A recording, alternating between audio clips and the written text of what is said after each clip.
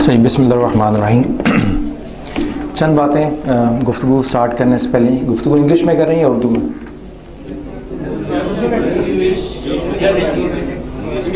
English में कर यहाँ। अच्छा चलें, बहरहाल उर्दू में करते हैं, ठीक है। क्योंकि उर्दू यूनिवर्सिटी है तो फिर इंग्लिश में बात हो तो मज़ा नहीं आएगा, उर्दू में करते हैं, ठीक है। नंबर एक। दूसरी बात ये बताइए, आप में से बहालत मजबूरी कौन बैठा हुआ? ठीक है। बाज़ मजबूरियाँ ज़िंदगी में बड़े खुशगवार तजर्बात का बायस बनती हैं, तो हो सकता है आपकी आज की मजबूरी आपके सारी ज़िंदगी काम आए। तो बाज़ का हमारी अपनी एजुकेशनल लाइफ में, प्रोफेशनल लाइफ में बाज़ का हमें मजबूरी की सिचुएशन में कहीं बैठना पड़ा और उस मजबूरी की नशिस्त में हासिल किया हुआ नॉलेज सारी ज़िंदगी काम आया। तो कोशिश करेंगे आप में से जो अहबाब बहालत मजबूरी बैठे हैं उनका यहाँ पे मजबूरन बैठना किसी काम आ जाए, और जो शौक़ से और ज़ौक़ से बैठे हुए हैं उनको डबल फ़ायदा हो जाएगा कि उनका ज़ौक़ भी शामिल होगा आज के कुछ सीखने में। अब तीसरी बात ये मुझे बताइए कि वो नॉलेज जो ट्रेनिंग एंड डेवलपमेंट से रिलेटेड है, आपको वो बताऊं जो किताबों में मिल जाता है या आपको वो बताऊं जो किताबों में नहीं मिलता? दोनों ऑप्शन आपके पास है। जो नहीं मिलता किताबों में वो इसलिए बता देते हैं कि वही तजर्बा काम आना आपको ज़िंदगी में। जो आपको किताबों में मिल जाएगा वो किताब की शक्ल में हमेशा आपकी अलमारी में सजा होगा नॉलेज। जब चाहें निकालें किताब, अपनी याददाश्त ताज़ा कर लें, जो चीज़ भूल जाएं किताब निकालें, नोट्स देखें। आपके असातिज़ा के नोट्स हैं, आपके जो निसाब की किताबें हैं, वो सारी चीज़ें उसमें अवेलेबल होंगी।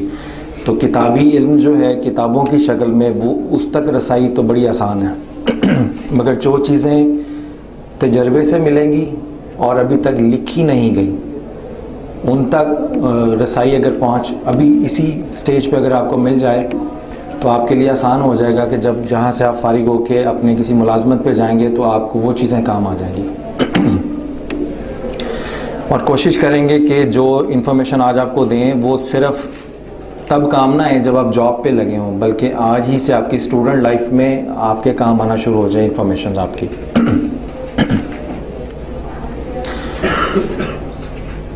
तो मुझे जब दोस्तों ने विज़िट किया उर्दू यूनिवर्सिटी से, बताया कि ये हमारा सेमिनार है और हम ट्रेनिंग एंड डेवलपमेंट के हवाले से चाहते हैं कि कुछ आप बयान कर दें, तो मेरे जहन में मैंने उनसे पूछा टॉपिक आप बताइए क्या है, तो कहने लगे आप जो बेहतर समझते हैं। बेसिकली ट्रेनिंग एंड डेवलपमेंट एक यूनिट है आपका ह्यूमन रिसोर्स मैनेजमेंट का, तो उसके हवाले से चाहते हैं कि कुछ बात हो जाए। अब जो चीज़ ट्रेनिंग एंड डेवलपमेंट के हवाले से है, एक तो चीज़ आपको ये ऑलरेडी पता है कि ये ह्यूमन रिसोर्स मैनेजमेंट का एक यूनिट है, यानी आपकी जो ह्यूमन रिसोर्स मैनेजमेंट है उसका एक शोबा है ट्रेनिंग एंड डेवलपमेंट का, जिसका मतलब ये है कि अगर आपने अच्छा ट्रेनिंग मैनेजर बनना है फ्यूचर में तो HR मैनेजमेंट को समझे बगैर ट्रेनिंग एंड डेवलपमेंट आपको समझ में नहीं आएगा। उसकी एक मैं मिसाल देता हूँ आपको। आप ट्रेनिंग एंड मैनेजमेंट के शोबे को लेकर, मिसाल के तौर पे आप किसी कंपनी में as a training manager appoint होते हैं कि जनाब हमारी कंपनी का ये ट्रेनिंग डिपार्टमेंट है, तो आज से आपको ट्रेनिंग मैनेजर की हम जॉब देते हैं और आपने लोगों को ट्रेन करना है मुख्तलिफ डिपार्टमेंट्स के। और आपके पास ट्रेनिंग के दो एरियाज़ होंगे, एक टेक्निकल एरिया है और एक आपका है बिहेवियरल एरिया। एक सॉफ्ट स्किल्स हैं और एक टेक्निकल स्किल्स हैं। टेक्निकल स्किल्स में ट्रेनिंग मैनेजर ट्रेनिंग नहीं देता, बल्कि वो डिपार्टमेंट हेड जो अपना शोबा या अपना डिपार्टमेंट चला रहा है, वो जब अपने स्टाफ को अपने ही डिपार्टमेंट की टेक्निकल ट्रेनिंग देगा तो ट्रेनिंग मैनेजर उस ट्रेनिंग प्रोसेस में उसको असिस्ट करता है। क्योंकि प्लम्बिंग का जो काम है वो आपका तो काम नहीं है, वो तो इंजीनियरिंग का काम है। तो जब इंजीनियरिंग डिपार्टमेंट में प्लम्बिंग के हवाले से, इलेक्ट्रीशियन के हवाले से जब ट्रेनिंग हो रही होगी तो आपका रोल सिर्फ ये होगा कि ट्रेनिंग प्रोसेस फॉलो हो रहा है या नहीं हो रहा। एक्चुअल ट्रेनिंग जो है, कंटेंट्स, वो आपकी ज़िम्मेदारी नहीं है, वो कंसर्न डिपार्टमेंट हेड की ज़िम्मेदारी है। पर जब आपकी सॉफ्ट स्किल्स आ जाएंगी कि लोगों को कैसे बिहेव करना चाहिए, लोगों को तमीज़दार होना चाहिए, लोग गुफ्तगू में कैसे हों, अपनी लाइफ को जॉब के ऊपर कैसे मैनेज करें, जब शख्सियत के निखार का मौजू आएगा तो वहाँ पे ट्रेनिंग मैनेजर डायरेक्ट इन्वॉल्व हो जाता है। तो कुछ टॉपिक्स ऐसे होंगे जो आपके पसंदीदा होंगे, जिस पे आप समझते हैं आपको महारत हासिल है, आप वो डिलीवर कर देंगे। कुछ आप ही की ऑर्गेनाइजेशन में मुख्तलिफ डिपार्टमेंट हेड्स होंगे जो मुख्तलिफ सॉफ्ट स्किल्स के ऊपर एक्सपर्ट होंगे। कोई टाइम मैनेजमेंट पे एक्सपर्ट है, कोई स्ट्रेस मैनेजमेंट पे एक्सपर्ट है। तो इस तरह मिलजुल के वो सॉफ्ट स्किल्स का एरिया आपका कवर हो जाएगा। तो आप सारा साल as a training manager training देते हैं लोगों को, मगर साल के एंड पे जब परफॉर्मेंस अप्रेजल होती है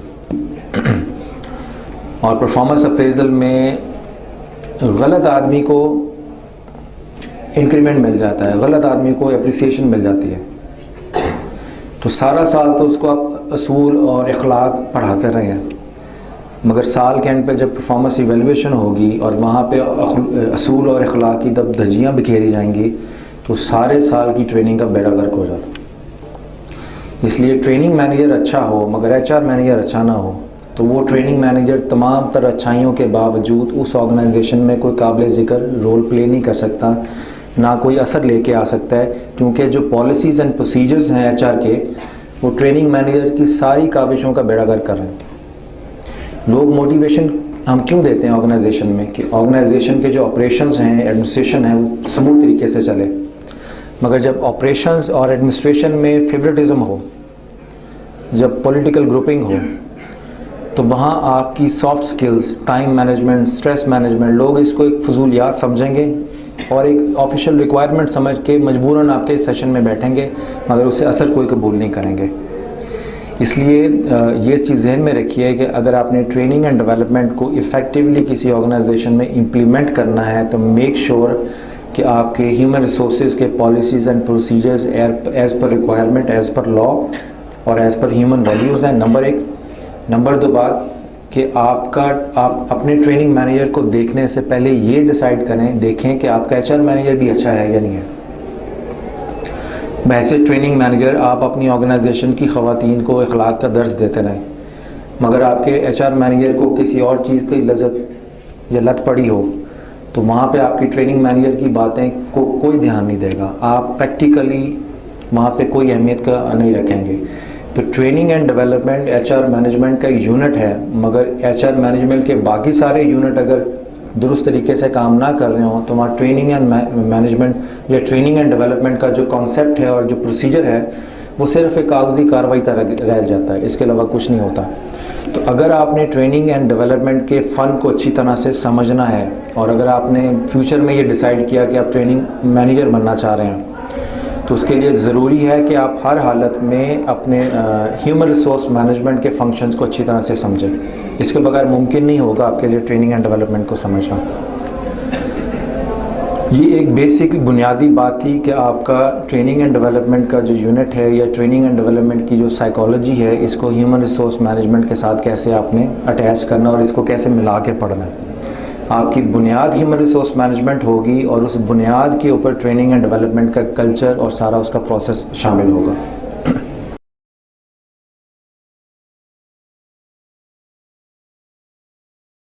अच्छा, जो दोस्त साहब आप अभी तशरीफ़ लाए हैं, जो बहनें अभी आई हैं, उनके लिए सिर्फ मैं सिंपली इतना सा रिवाइज़ कर देता हूँ कि हम जो टॉपिक है qualities of a good trainer, हमने ये डिसाइड किया है कि हम वो बातें करेंगे जो किताबों में नहीं मिलेंगी आपको, जो प्योरली प्रैक्टिकल ऑब्जर्वेशंस का नतीजा है।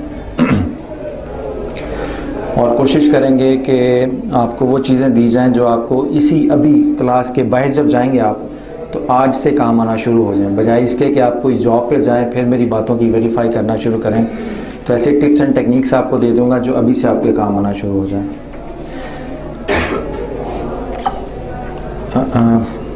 तब हम डायरेक्टली आते हैं उसके ऊपर कि एक अच्छे ट्रेनिंग मैनेजर की जो बात मैंने पहले अभी कही कि जहाँ तक ट्रेनिंग एंड डेवलपमेंट का प्रोसीजर, ऑपरेशंस, एडमिनिस्ट्रेशन का ताल्लुक है, ये सारी तफसीलात आपको किताबों में मिल जाएंगी, तो उसको हम टच नहीं करते। अब रही ये बात कि अब हम फ़र्ज़ कर लें कि आपका मैनेजर भी अच्छा है, एचआर मैनेजर भी अच्छा है, या आपने ये डिसाइड किया है कि मैं ट्रेनिंग एंड डेवलपमेंट को बहैसियत अपने ज़ाती बिज़नेस के तौर पे लेके चलूँगा और मैं ट्रेनिंग की कोई कंसल्टेंसी खोल लेता हूँ जिसमें मैं लोगों को, मुख्तलिफ़ कंपनीज़ को, कॉर्पोरेट इंस्टीट्यूशंस को ट्रेनिंग स्किल्स पे ट्रेनिंग दूँगा। जैसे मुख्तलिफ़ ट्रेनर्स हैं हमारे यहाँ पाकिस्तान में, आप देखते हैं। तो अब ये चीज़ जहन में रखते हुए वो कौन सी ऐसी क्वालिटीज़ हैं जो किसी ट्रेनिंग मैनेजर, किसी ट्रेनिंग या ट्रेनर को अच्छा ट्रेनर डिक्लेयर कर दें और वो कौन सी ऐसी खामियां हैं जिसकी बुनियाद पर हम ये कहें कि ये ट्रेनर जो है ये अच्छा नहीं है। या सादा लफ्ज़ों में अगर हम ये डिसाइड करना चाहें कि जाली ट्रेनर कौन है और असली ट्रेनर कौन है, तो उसमें फ़र्क क्या होगा। ठीक है, अगर मैं सिर्फ आपसे ये पूछूं थोड़ा सा आपकी इनपुट लेने के लिए, फिर मैं आपको अपने टेक्निक्स बता देता हूं कि मैं कैसे डिसाइड करता हूं कि ये आदमी जेन्युइनली ट्रेनर है या कारोबारी ट्रेनर है, असली है या नकली है। तो अगर मैं आपसे पूछना चाहूँ, आप रोज़मर्रा टीवी पे भी देखते होंगे मुख्तलिफ ट्रेनर्स को, शायद और भी वर्कशॉप वगैरह अटेंड की हों, तो जाली ट्रेनर की क्या अलामतें होती हैं।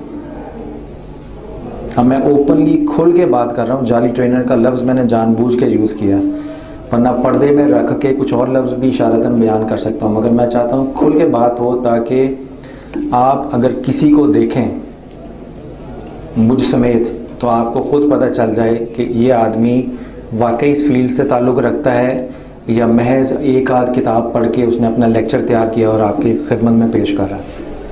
तो अगर कोई इस तरफ से एक दो राय मिल जाए, कुछ इस तरफ से राय, तो आपके ख्याल में जाली ट्रेनर किसको समझते हैं या असली ट्रेनर किसको समझते हैं। जी, सिर्फ पिक्चर दिखा देना, उसकी पिक्चर की क्वालिटी ना दिखा। जाली ट्रेनर वो अगर सिर्फ पिक्चर दिखा देता है, क्वालिटी बयान नहीं करता। पिक्चर दिखा देता है, क्वालिटी बयान नहीं करता। ओके, चलें। और पैसे के लिए काम करता है। पैसे के लिए तो असली ट्रेनर भी काम करेगा, पैसे नहीं मिलेंगे तो बिज़नेस कैसे रन करेगा। वो सिर्फ पैसा इन्वॉल्व करता है। अच्छा, वो सारी ट्रेनिंग प्रोसेस में सिर्फ पैसे को इन्वॉल्व रखता है, मनी फोकस्ड होता है। चलो, एक दूसरी अलामत जाली ट्रेनर की। और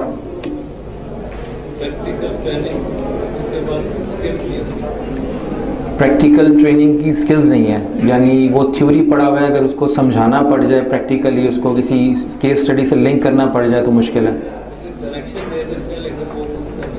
डायरेक्शन दे सकता है मगर खुद करके नहीं दिखा सकता। चलें, एक और अलामत। और वो किसी प्रॉब्लम को फेस नहीं कर सकता। किसी प्रॉब्लम को फेस नहीं कर सकता। एबिलिटी नहीं होती इंटरेस्ट डेवलप करने की। हाँ, अच्छी बात, एबिलिटी नहीं होती ऑडियंस में इंटरेस्ट डेवलप करने की। तो उसमें पंक्चुअलिटी नहीं है जो कि असल ट्रेनर में होगी। और दूसरी बात ये है पंक्चुअलिटी से क्या मतलब है कि जैसे एक असल ट्रेनर एक बंदे को या एक इदारे को या एक इंस्टीट्यूट चला रहा है, उस तरीके से वो उस इंस्टीट्यूट को नहीं चला पाएगा, नहीं चला। उसके जो नॉलेज है वो टेक्निकली तौर पे साउंड नहीं होगा एज पर जैसे कि असल ट्रेनर जो जिसने प्रॉपर तालीम हासिल की होती है वो उस चीज़ पे टेक्निकली तौर पे फोकस नहीं करेगा। और एबिलिटीज़ और ख़वातीन में से अगर कोई बताएं, अपनी फील्ड में स्पेशलाइज नहीं होगा। ठीक, ये सारी चीज़ें ऑलमोस्ट ठीक हैं, मुख्तलिफ ऑब्जर्वेशन है, बट आगे चल के जो चीज़ें मैं बयान करूँगा आपकी सारी बयान की हुई चीज़ें कहीं ना कहीं मेरी बयान की हुई चीज़ों में फ़िट होती चले जाएंगी। मैंने थोड़ा सा सिस्टमेटिकली ज़रा बना सिंगार के आपकी खिदमत में पेश कर दूँगा। आप में से कुरान पाक पढ़ने का किसको शौक़? अच्छा, एक सवाल है, जब आप किसी आयत को पढ़ते हैं तो उसको समझने का सबसे बेहतरीन तरीका क्या है? तर्जमा, तफसीर है। अगर मैं ये कहूँ कि तफसीर में सबसे पहले क्या चीज़ देखते हैं? तफसीर की बेशुमार शराइत हैं। जी, तफसीर का राइटर कौन है? कोई भी हो, जब तफसीर में चले गए आप तो लिखने वाला कोई भी हो, तफसीर तो आपको आयत के मुतालिक इन्फॉर्मेशन दे रही है ना। तो जो इतनी ज़्यादा इन्फॉर्मेशन मिलती हैं तफसीर की, उसमें क्या ख़ास चीज़ ढूंढने की कोशिश करते हैं? अहादीस। आप तफसीर अच्छी का इसी जवाब से जज हो जाएगा कि उसकी जो अभी आयत है वो खुद ब खुद उसका जो बता देगा कि उसकी पिछली आयत के हवाले से कि तफसीर वो खुद ही होती है कि लिंक होता है उसके एक आयत का दूसरे आयत। जी, मेन पॉइंट उसका जो जिस बातें किसी लोगों को फोकस जो हमें चाहिए जो। ठीक है। अच्छा, जितनी भी चीज़ें मैं कोट कर दूंगा आज, मेरी कोशिश ये होगी कि मैं इस्लाम को साथ लेके चलूं, ताकि ट्रेनिंग एंड डेवलपमेंट तो पढ़ ही लेंगे आप, साथ साथ और बड़ी केस स्टडीज़ मिल जाएं जो और ज़िंदगी कई मामला सुलझाने में आपको मदद देंगी। तो एक तरह से हम दो टॉपिक चला रहे होंगे, एक इस्लामिक टॉपिक भी होगा मगर उसके रेफरेंस और मिसालें दे दे के मैं आपको ट्रेनिंग एंड डेवलपमेंट सारा प्रोसेस समझा दूंगा। आपको ये पता चल जाएगा कि असली ट्रेनर में और नकली ट्रेनर में फ़र्क क्या होता है। ठीक है, आपकी सबकी बातें ठीक है, मगर जब आप किसी आयत का माना और मफहूम समझने की कोशिश करेंगे तो सबसे पहले आप ये देखेंगे कि उस आयत का शान नज़ूल क्या है। शान नज़ूल क्या होता है कि वो आयत किस वक्त, कहाँ पर और किस सिचुएशन के तहत उतरी। सबसे पहले वो सिचुएशन और उसका शान नज़ूल, उसका माना डिफ़ाइन करते हैं। फिर आप जब उसको एक्सपेंड करते हैं, उसके माना को, उसकी तफसीर को, उसके एप्लीकेशन को, तो फिर आप ये देखते हैं कि इस आयत का हुक्म क़यामत तक के किस किस सिचुएशन के ऊपर अप्लाई होता है। आज के हालात में लेकिन शान नज़ूल में तो मक्का में नाजिल हुई, मदीना में नाजिल हुई, तो वो तो शान नज़ूल था कि जब वो नाजिल हुई तो उसके वक्त किस वाक़े के तहत नाजिल हुई, क्या हालात थे। तो अगर आप शान नज़ूल को उधर ही बंद कर दें तो फिर आगे तो एप्लीकेशन ख़त्म होगी ना कुरान पाक की। तो शान नज़ूल के माना में ये भी है कि ये आयत अपने हुक्म के एतबार से हर दौर में, हर दौर में, हर वक्त में किस किस सिचुएशन पे अप्लाई होती है, वो भी शान नज़ूल है। तो जो अच्छा कारी होगा, अच्छा मुफस्सिर होगा, जब वो कुरान पाक की आयत को समझने की कोशिश करेगा मुख्तलिफ़ एंगल्स के साथ, तो सबसे पहले ये देखेगा उसका शान नज़ूल क्या है, असलन वो आयत किस वजह से नाजिल हुई। तो वो असल भी बाज़ का हुक्म की एप्लीकेशन को डिफ़ाइन करने में मदद देती है। ऐसा ही है।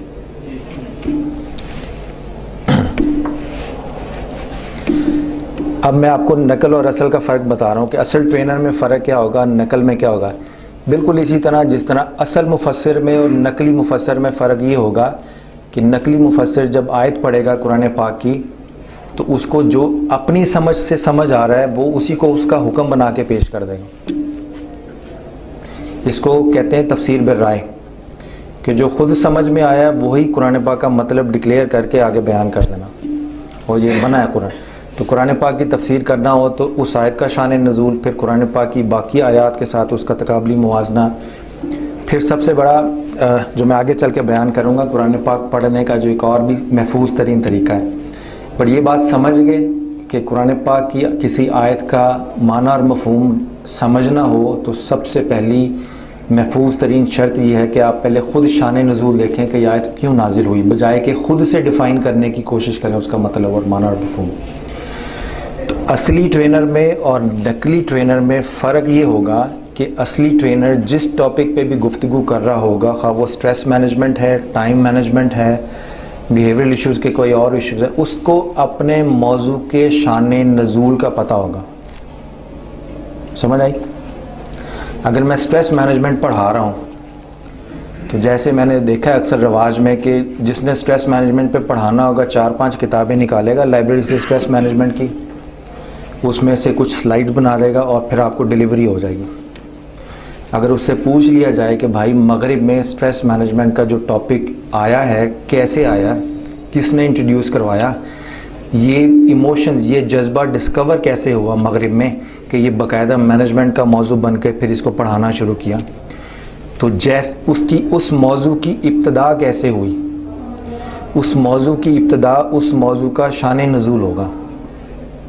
समझ आया? तो असली ट्रेनर का और नकली ट्रेनर में फ़र्क ये होगा कि असली ट्रेनर से जब उसकी फील्ड या उसके मौजू के मुतल्लिक उसकी बुनियाद पे गुफ्तगू करेंगे, उसकी तारीख़ी डेवलपमेंट पे बात करेंगे, तो उसको अपने मौजू की तफसीलात के साथ साथ उस मौजू की हिस्टोरिकल डेवलपमेंट के मुतल्लिक मुकम्मल मालूमात होंगी। और जब मुकम्मल मालूमात होंगी तो फिर उसको भी पता होगा कि उसने अपने मौजू के कौन से हुक्म और माना और मफहूम को लोगों के सामने प्रेजेंट करना। ठीक है, आगे चल के मैं फिर इसकी मिसाल दे दूँगा। तो पहली इलामत असली ट्रेनर में और नकली ट्रेनर में ये होगी कि नकली ट्रेनर अपने मौजू की तफसीलात में हो सकता है एक्सपर्ट हो, अगर वो मेहनत का आदी हुआ, अगर उसने 1-2 किताबें पढ़ने की बजाय 10-12 किताबें पढ़ी हों, कम से कम वो किताब पढ़ के अपनी स्लाइड बनाने में मेहनत करता होगा, तो कम से कम उसको अपने मौजू की तफसीलात का पता होगा। मगर वो मौजू की बुनियाद और वजूद में क्यों आया मैनेजमेंट साइंसेस में, इसके शान नज़ूल की इसको हवा भी नहीं लगी होगी। और मेरा ज़ाती नुक्ता नज़र ये है, मैं ज़ाती इसलिए कहता हूँ कि मैं हो सकता गलत भी हूँ, कि पाकिस्तान के मेजॉरिटी के ट्रेनर्स जो हैं आप जब उनसे किसी मौजू की उसकी डेप्थ में जाने की कोई होता ही है कि जब वो बयान कर रहे होंगे तो वो तफसीलात बयान कर रहे होंगे, जब आप सवाल जवाब में बयान कर रहे होंगे तो आप उनके तफसीलात के मुतल्लिक सवाल जवाब कर रहे होंगे। ना वो आपको बुनियाद तक पहुंचने देंगे या वो ख़ुद नहीं पहुंचे होंगे, ना आपको ये शऊर और फ़हम होगा कि हम इसकी बुनियाद के मुतल्लिक भी सवाल करें। कि अगर स्ट्रेस मैनेजमेंट मगरिब की किताबों से पढ़ाना है तो इस्लामी उलूम में कौन सी ख़राबी थी कि इसको इग्नोर करके आपने मगरबी किताबें उठा ली। स्ट्रेस मैनेजमेंट उलमा इस्लामी उलूम और फ़नून में भी ये किताबों में मौजूद दर्ज हैं। तो उसको हटा के आपने मगरिब से ये जो टॉपिक लिया है, फिर इसको अंग्रेज़ी में बयान करके टर्म्स एंड टेक्निक के ज़रिए आपने देखा होगा मुख्तलिफ पाकिस्तान में कोई योगा टेक्निक अपना रहा है, कोई 4 चक्रास की टेक्निक अपना रहा है। ये सारी हिंदू फ़िलासफ़ीज़ हैं बेसिकली, इसका मैनेजमेंट साइंस से कोई ताल्लुक़ नहीं है, ये न्यू एज मूवमेंट की तरह से है। तो ये चूँकि लफ्ज़ों में बयान करना अच्छा लगता है, फिर अंग्रेज़ी ज़ुबान का अपना हुस्न होता है, तो उसमें आप कुछ भी कह लें वो वैसे ही बंदा बोलता हुआ अच्छा लगता है। तो ये इन नफ्सियाती बीमारियों से निकल के जब आप मौजू के अंदर इन डेप्थ उसको स्टडी करेंगे तो फिर आपको ख़ुद ब खुद पता चल जाएगा। मगर इस अलामत के ऊपर ये पहचानना कि कौन असली ट्रेनर है कौन नकली, ये सिर्फ वो कर सकता है जिसकी ख़ुद अपनी इस टॉपिक के अंदर महारत हो। जब आपकी अपनी महारत नहीं है तो आप किसी को इवेल्युएट करने की पोजीशन में भी नहीं होंगे। मगर मैंने आपको तरीका बता दिया कि अगर आपने इस तरीके पर चलना हो तो आराम से आप इस तरीके को पकड़ सकते हैं। नंबर 1 हो गया, ठीक है ना। नंबर 1 अगर आप लिखना चाहें, पहली अलामत कि असली और नकली ट्रेनर्स में ये फ़र्क होगा कि असली ट्रेनर अपने मौजू के शान नज़ूल से वाकिफ़ होगा। बस एक जुमला लिख लें।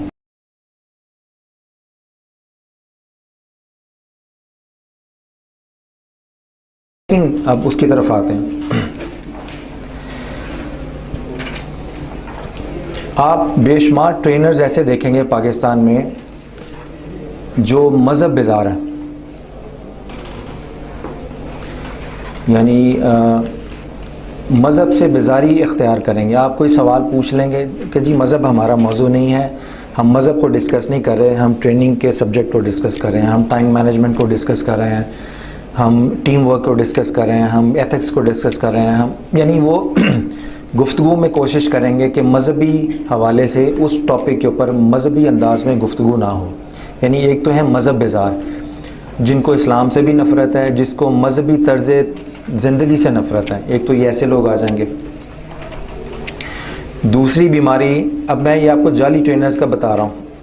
ये जाली ट्रेनर से मुराद मेरी ऐसे भी हो सकता है कि बज़ात ख़ुद इंसान की अपनी तरबियत ठीक नहीं होती, तो इंसान की अपनी गुफ्तगू में, उसके अपने मिजाज में, उसकी अपनी शख्सियत की खामियां भी नुमायाँ हो रही होती हैं। तो बस ये मैं बता रहा हूँ कि आपने जब ये खामियां देखनी है, अलामतें देखनी है, तो आप समझ जाएंगे। दूसरी बीमारी इसमें ये होगी कि अक्सर अगर आप किसी ट्रेनर से पूछ लें सर आपका स्कूल ऑफ थॉट क्या है, आप देवबंदी है, वहाबी हैं, कौन है, तो वो इसका जवाब देना भी पसंद नहीं करते, बल्कि ऐसे महसूस होता है जैसे आपने उनकी इंसल्ट की हो। ये सवाल पूछ रहे और वो कहेंगे जी मेरा किसी मसलक या फ़िरके से ताल्लुक़ नहीं है, मैं सिर्फ मुसलमान हूँ। जैसे कि वहाबी, देवबंदी, शिया या सुन्नी होना मुसलमान होने के अगेंस्ट कोई चीज़ है। अब जिस आदमी को इतना फ़र्क ना पता हो कि इन स्कूल ऑफ थॉट के दरमियान और एक सादा लोग मुसलमान होने के दरमियान थियोलॉजिकली डिफरेंस क्या है, उस शख्स का हक़ नहीं बनता कि वो ट्रेनिंग एंड डेवलपमेंट के मामले पे बात करें। वो इसलिए नहीं पता होता कि उन्होंने मज़हब को ट्रेनिंग एंड डेवलपमेंट की सारी अप्रोच से बाहर रखा हुआ है। और थर्ड चीज़ ये है कि उनको चूँकि पहली बीमारी तो ये होगी ना, मज़हब बेजार हो गए। दूसरी बात है, अगर मज़हब बेजारी नहीं है, मज़हब से पसंदीदगी है, तो डिफरेंट स्कूल ऑफ थॉट को या डिफरेंट फ़िक़ा को, इमाम शाफ़ी की होगी, इमाम हम्बल हो गए, इमाम अबू हनीफ़ा हो गए, इन स्कूल ऑफ थॉट्स को, जो लीगल स्कूल ऑफ थॉट्स हैं, इसको भी इस्लाम या मुसलमान होने के अगेंस्ट तस्वुर करते हैं कि जी मैं किसी फ़िक़ा के मुताबिक नमाज़ नहीं पढ़ता, मैं सिर्फ हज़ूर सल्लल्लाहु अलैहि वसल्लम के बताए हुए तरीके पर नमाज़ पढ़ता हूँ। जैसे कि ये चारों स्कूल ऑफ थॉट जो हैं, इमाम अबू हनीफ़ा, शाफ़ी, ये खुदा न खास्ता माज़अल्लाह कहीं हज़ूर सल्लल्लाहु अलैहि वसल्लम के अगेंस्ट को नया मज़हब प्रीच कर रहे हैं, ये अंदाज़े गुफ्तगू होगा उनका। इससे सिर्फ उनकी जहालत ज़ाहिर होती है। तो फिर तकाबले अदयान का नहीं पता होगा। यानी ये एक एक्सट्रीम है आपका ट्रेनर्स का। और दूसरा जाहिल ट्रेनर वो होगा कि जो बिल्कुल मज़हब के साथ उसका लगाव होगा, बात बात पे कुरान पाक को कोट करेगा, आपको बताएगा जैसे ट्रेनिंग एंड डेवलपमेंट में उसने सारा कुछ कुरान पाक से अख़ज़ किया है। और बार बार कुरान पाक की, आपको ऐसे महसूस होगा कि ये ट्रेनिंग एंड डेवलपमेंट का सेशन नहीं है, ये आप किसी तबलीगी जमात के ग्रुप में बैठे हुए हैं। आप पढ़ने आए हैं ट्रेनिंग एंड डेवलपमेंट, और सुबह से शाम तक या जब भी सेमिनार का टाइम है 1 घंटा 1.5 घंटा, वो आपको कुरान पाक की आयतें सुना के नसीहतें कर रहा है। तो किसी सेशन में नसीहत करना और या किसी सेशन में बाकायदा ट्रेनिंग एंड डेवलपमेंट पे फोकस करके उस सब्जेक्ट को पढ़ाना, दो मुख्तलिफ चीज़ें हैं। इन दोनों की अपनी टेक्निकल रिक्वायरमेंट है। और दूसरा एक तो एक्सट्रीम ये है ना, बिल्कुल मज़हब बेजार, मज़हब पे बात ही नहीं करनी। दूसरा एक्सट्रीम ये होगा, और मैं ऐसे भी कई ट्रेनर्स को जानता हूँ पाकिस्तान के, कि वो बात पे अपनी पूरी बात आधा घंटा बयान करेंगे, उसके बाद कुरान पाक की एक आयत कोट कर देंगे। और आयत कोट करने का मतलब ये होगा कि उन्होंने आधा घंटा जो गुफ्तगू की है वो वही है जो कुरान पाक ने बयान की है। इससे बड़ी जहालत कोई नहीं हो सकती। वो क्यों कि ये देखिए, आप और मैं आज कुरान पढ़ रहे हैं ना, ठीक है ना, मैं भी कुरान पाक पढ़ के अपना सेशन तैयार करता हूँ, आप भी कुरान पाक पढ़ के अपना सेशन तैयार करते हैं। तो कुरान पाक के मतन को पढ़ के जो समझ मुझे आ रही है, इसकी क्या गारंटी है कि ये वही समझ है जो अल्लाह समझाना चाह रहा है। देखना, आपकी मेरी समझ, उस पर मौसमी असरात भी तो है ना। हमें गुस्सा आ जाए तो हमारी समझ गड़बड़ हो जाती है, ठीक है ना। फिर हमारे मुख्तलिफ इलाके के हों तो हर इलाके के सोचने का अंदाज़ डिफरेंट होता है। फिर तालीम बड़ा रोल प्ले करती है इंसान के सोचने समझने की सलाहियतों को। ऐसा होता है कि नहीं होता? तो आप बेशुमार असरात ज़िंदगी के देखें, जब इंसान की शख्सियत पे असर होता है तो सोच ऊपर नीचे हो जाती है। तो जो सोच इंसान की ज़िंदगी के मुख्तलिफ उतार चढ़ाव से ऊपर नीचे होती रहे, उससे हम कुरान को डिफ़ाइन करने की कोशिश करते हैं और फिर उस पर मुसर होते हैं कि नहीं, यही बात है जो कुरान कह रहा है। तो सबसे आसान तरीका अपनी सोच को इवेलुएट करना कि जो मैं पढ़ के समझ रहा हूँ, क्या ये वही समझ है जो अल्लाह ताला समझाना चाह रहे हैं। तो इसका आसान तरीन तरीका ये है कि अपनी समझ को हज़ूर सल्लल्लाहु अलैहि वसल्लम की बारगाह में पेश करें। वो अपनी हदीस से बताएंगे कि आपकी समझ दुरुस्त है या गलत।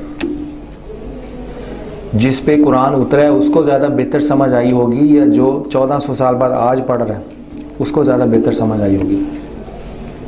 तो बाज़ जाली ट्रेनर आजकल के फ़ैशन में कुरान पाक की आयतें कोट करके आपको अपना इस्लाम पसंदीदगी का सबूत देना चाह रहे हैं कि मैं मज़हबी आदमी हूँ और इस्लाम से मुझे मोहब्बत है। मगर मैं ये कहता हूँ कि अगर आपको इस्लाम से मोहब्बत है तो इस्लाम में कुरान पाक हज़ूर सल्लल्लाहु अलैहि वसल्लम की शख्सियत के वसीले से हमें मिला है। कुरान पाक डायरेक्टली किसी पे नाजिल नहीं हुआ। हज़ूर सल्लल्लाहु अलैहि वसल्लम की ज़ुबान अक़दस से हमने कुरान पाक को सुना और उन्होंने ही बताया कि ये कुरान है, तो हमने कुरान को कुरान माना। यानी पहला इत्माद हमने हज़ूर सल्लल्लाहु अलैहि वसल्लम के बयान पर किया, तो उससे हमें कुरान के कुरान होने का पता चला।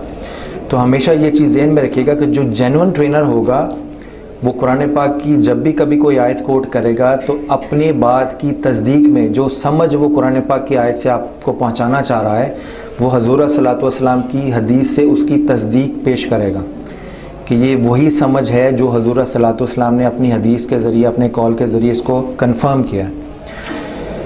ये होता है सलीका और तमीज़ कुरान पाक को पढ़ने की। जब आप तफसीर में जाएंगे तो तफसीर का फ़न जो होता है ये आपको कुरान पाक को समझाने का फ़न होता है कि आपने अगर कुरान पाक को पढ़ना है, समझना है तो इस तरीके से समझें, इस तरीके से पढ़ें।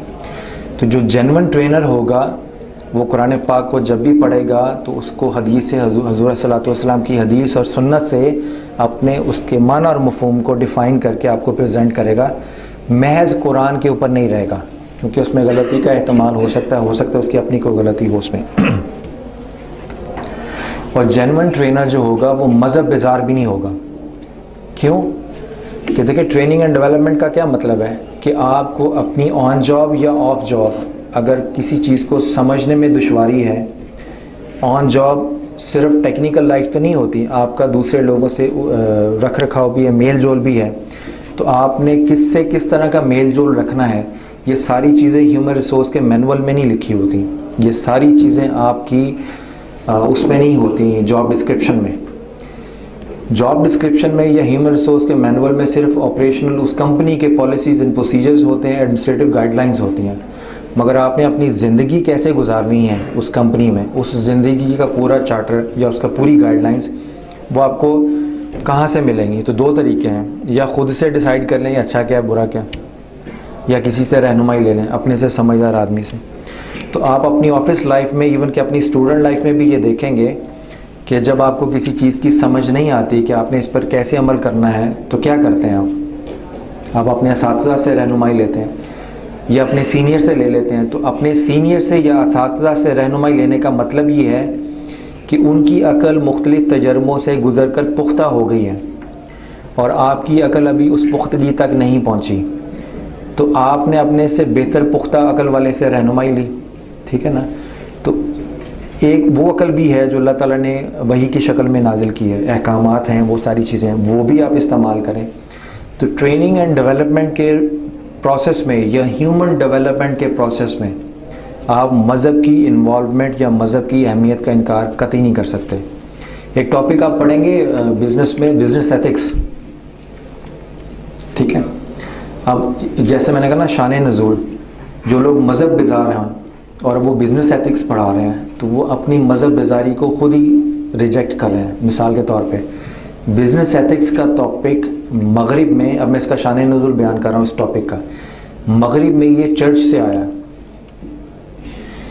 कि मगरिब में देखा जब इंडस्ट्रियल रेवोल्यूशन हुआ तो लोग मनी फोकस्ड हो गए और उन्होंने देखा जब इंसान बहुत ज़्यादा, या इंडस्ट्री या जो प्रोफेशनल्स हैं, अगर बहुत ज़्यादा फोकस पैसे पे करेंगे तो इंसान की कदर व कीमत कम हो जाती है, और जब इंसान की कदर व कीमत कम हो जाएगी तो मुआशरे में ज़वाल आ जाएगा, सेटिस्फेक्शन नहीं रहेगी।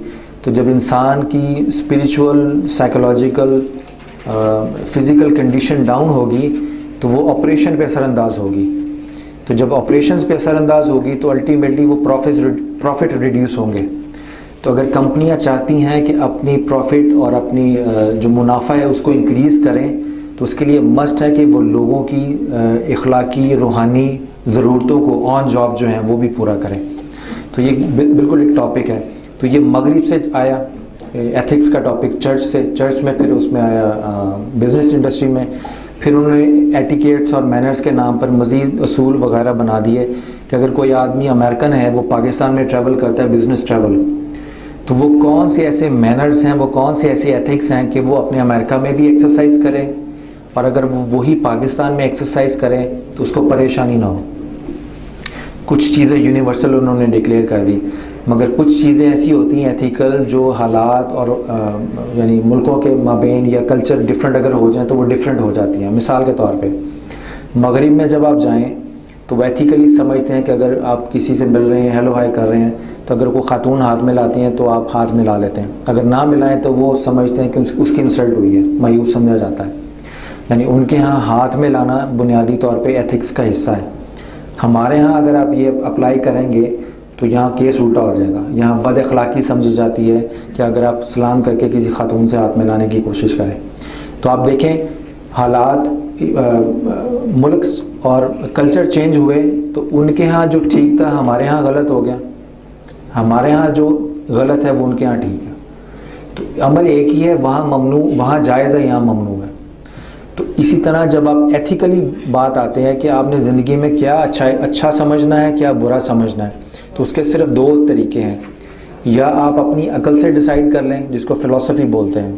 फ़लसफ़ा क्या है बेसिकली, अपने तजर्बों से आप डिसाइड करें कि क्या है, या आप वही से इल्हाम से ले लें। और अगर आप बिज़नेस एथिक्स के टॉपिक्स जो हैं, अगर आप ऑनलाइन भी जाके गूगल में टाइप करें या किताबों में पढ़ें इंग्लिश की, तो बुखारी शरीफ की जो किताबुल अदब है, यानी उसमें जो आदाब के चैप्टर्स हैं कि आपने पानी कैसे पीना है, गुफ्तगू कैसे करनी है, सलाम में पहल कैसे करनी है, मुस्कराना कैसे है। तो फ़र्क सिर्फ इतना है कि बुखारी शरीफ में जो लैंग्वेज यूज़ हुई है वो रिलीजस है, इस्लामिक लैंग्वेज है, टर्मिनोलॉजी वो है। एग्जैक्टली वही चीज़ आप अंग्रेज़ी में, इंग्लिश लैंग्वेज में, मैनेजमेंट लैंग्वेज में लिख दें तो माना और मफहूम दोनों का एक ही होगा। फ़र्क सिर्फ ये होगा कि वो आप इंग्लिश में इंग्लिश टर्मिनोलॉजी के साथ पढ़ रहे होंगे और इधर आप इस्लामी और इस्लामिक टर्मिनोलॉजी के साथ पढ़े होंगे। तो जब कोई चीज़ इस्लामिक टर्मिनोलॉजी के साथ पढ़ें तो हम कहते हैं ये मजहबी है, और एग्जैक्टली वही चीज़ उठा के जब हम मैनेजमेंट लैंग्वेज में पढ़ेंगे तो हम कहेंगे ये मॉडर्न साइंसेज है। ठीक है ना, लैंग्वेज के डिफरेंस से हम गलतफहमी का शिकार होते हैं, हालांकि बात एक ही होती है। तो इसी चीज़ को जहन में रखें जब आप इस्लामी लिटरेचर पढ़ें एज ए ट्रेनिंग के हवाले से, तो आप देखेंगे काफ़ी मामलात में आपको रहनुमाई कुरान और सुन्नत से भी मिल जाएगी और हमारे बुजुर्गान दीन की किताबों से भी मिल जाएगी।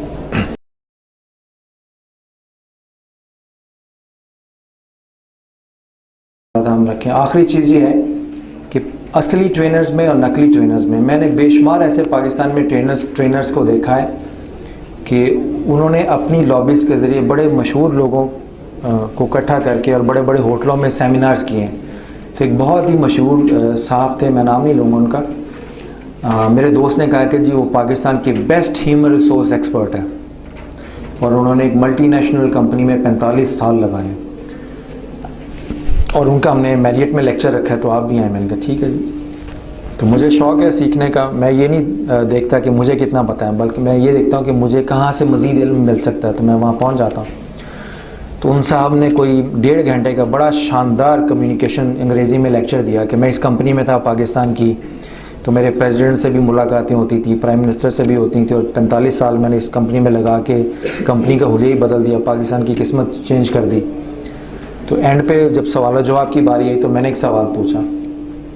मैंने कहा सर आपको 40-45 साल हो गए हैं इस कंपनी में और बकौल आपके आपने इस कंपनी की काया पलट दी, पाकिस्तान को आप पर फ़ख्र है, ज़ाहिर है कोई ना कोई ऐसा काम तो किया होगा जो पहले नहीं कर सके या दूसरे नहीं कर सके।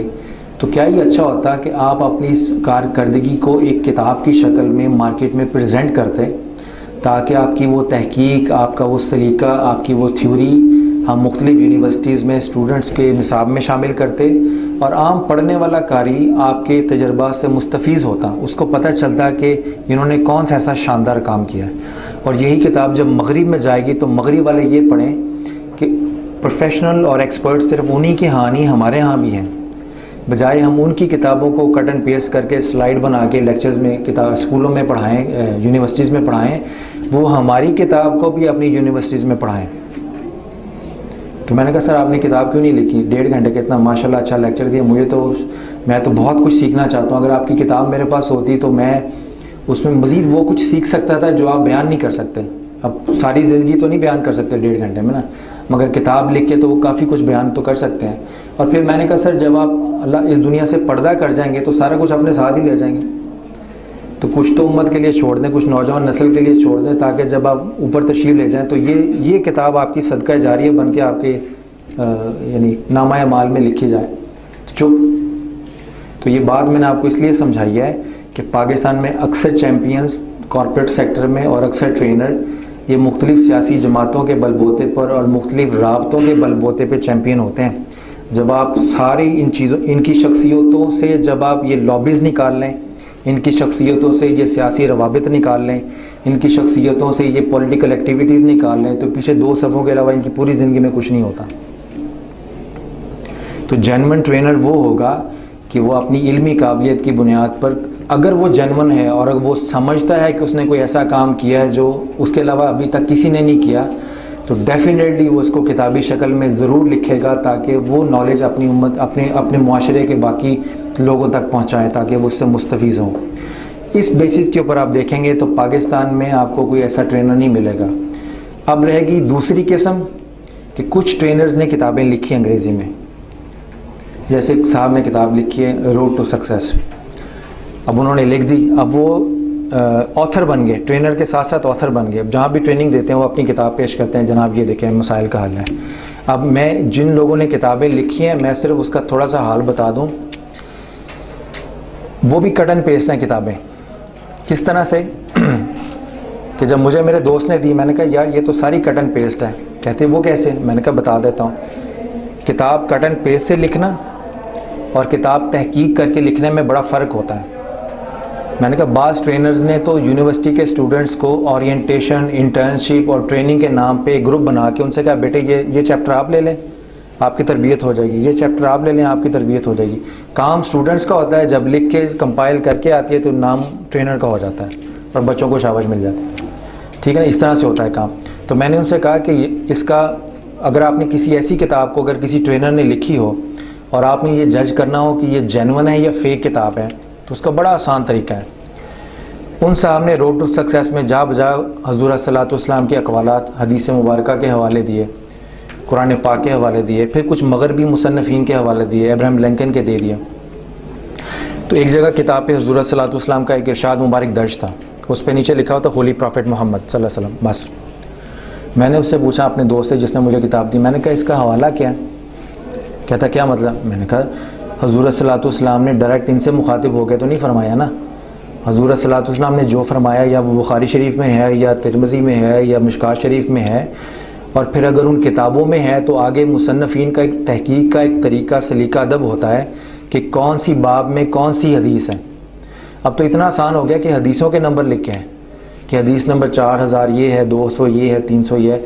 तो मैंने कहा इन्होंने होली प्रॉफिट तो लिख दिया, अगर मैं ये तस्दीक करना चाहूँ कि ये बात वाकई होली प्रॉफिट ने कही भी है या नहीं है, तो इन्होंने तो रास्ता ही नहीं छोड़ा मेरे लिए कि मैं इनकी बात की तस्दीक कर सकूँ। कहीं इन्होंने अंग्रेज़ी में लिख के हजूर सल्लल्लाहु अलैहि वसल्लम की बात को हजूर ने कहा कुछ और हो, इन्होंने समझा कुछ और है और लिख कुछ और दिया। तो तहकीक अगर किसी ने जेन्युइन अंदाज में किया है तो वो हदीस जब आप कोट करते हैं, जिस तरह कुरान पाक की आयत कोट करें, तो उसकी तमीज़ और सलीका ये होता है कि आप लिखें नीचे कि ये सूरह निसा की आयत है, आयत नंबर ये है, ताकि पढ़ने वाला अगर आपके तर्जमे से मुत्तफिक नहीं है तो वो डायरेक्ट मतन पढ़ के समझ जाए कि आप क्या कहना चाह रहे हैं। इस तरह हजूर सल्लल्लाहु अलैहि वसल्लम की जब हदीस का जिक्र होता है तो हदीस मेंशन करने का भी एक सलीका होता है, उस तरीके का पता ही है। तो इस तरह की किताबें भी लोगों ने लिख मारी हैं और जिस अंदाज से लिखी हैं, जब आप अंदाज पे जाएंगे तो आपको पता चल जाएगा ये कट एंड पेस्ट किताब है यानी। और बाद ऐसी किताबें हैं जो मैंने पढ़ी हैं, जैसा मैंने रोड टू सक्सेस का जिक्र किया, उसके पैराग्राफ मिनोवन बाज़ अंग्रेज़ी किताबों के नकल किए हुए हैं बगैर ऑथर का नाम मेंशन किए हुए, और आप और मैं पढ़ेंगे तो समझ लगेगी माशाल्लाह इन्होंने लिखा है, कमाल कर दिया। अब ये कौन पकड़ेगा? जिसने वो किताबें पढ़ी होंगी तो वो इनके काम को पकड़ जाएगा। तो ये है कि अगर आपने कोई ऐसा काम किया है जो मैं आपको मिसाल इसकी एक दे रहा हूँ, इसी बहाने मैं थोड़ी सी अपनी पब्लिसिटी भी कर लूँगा आपकी इजाज़त से।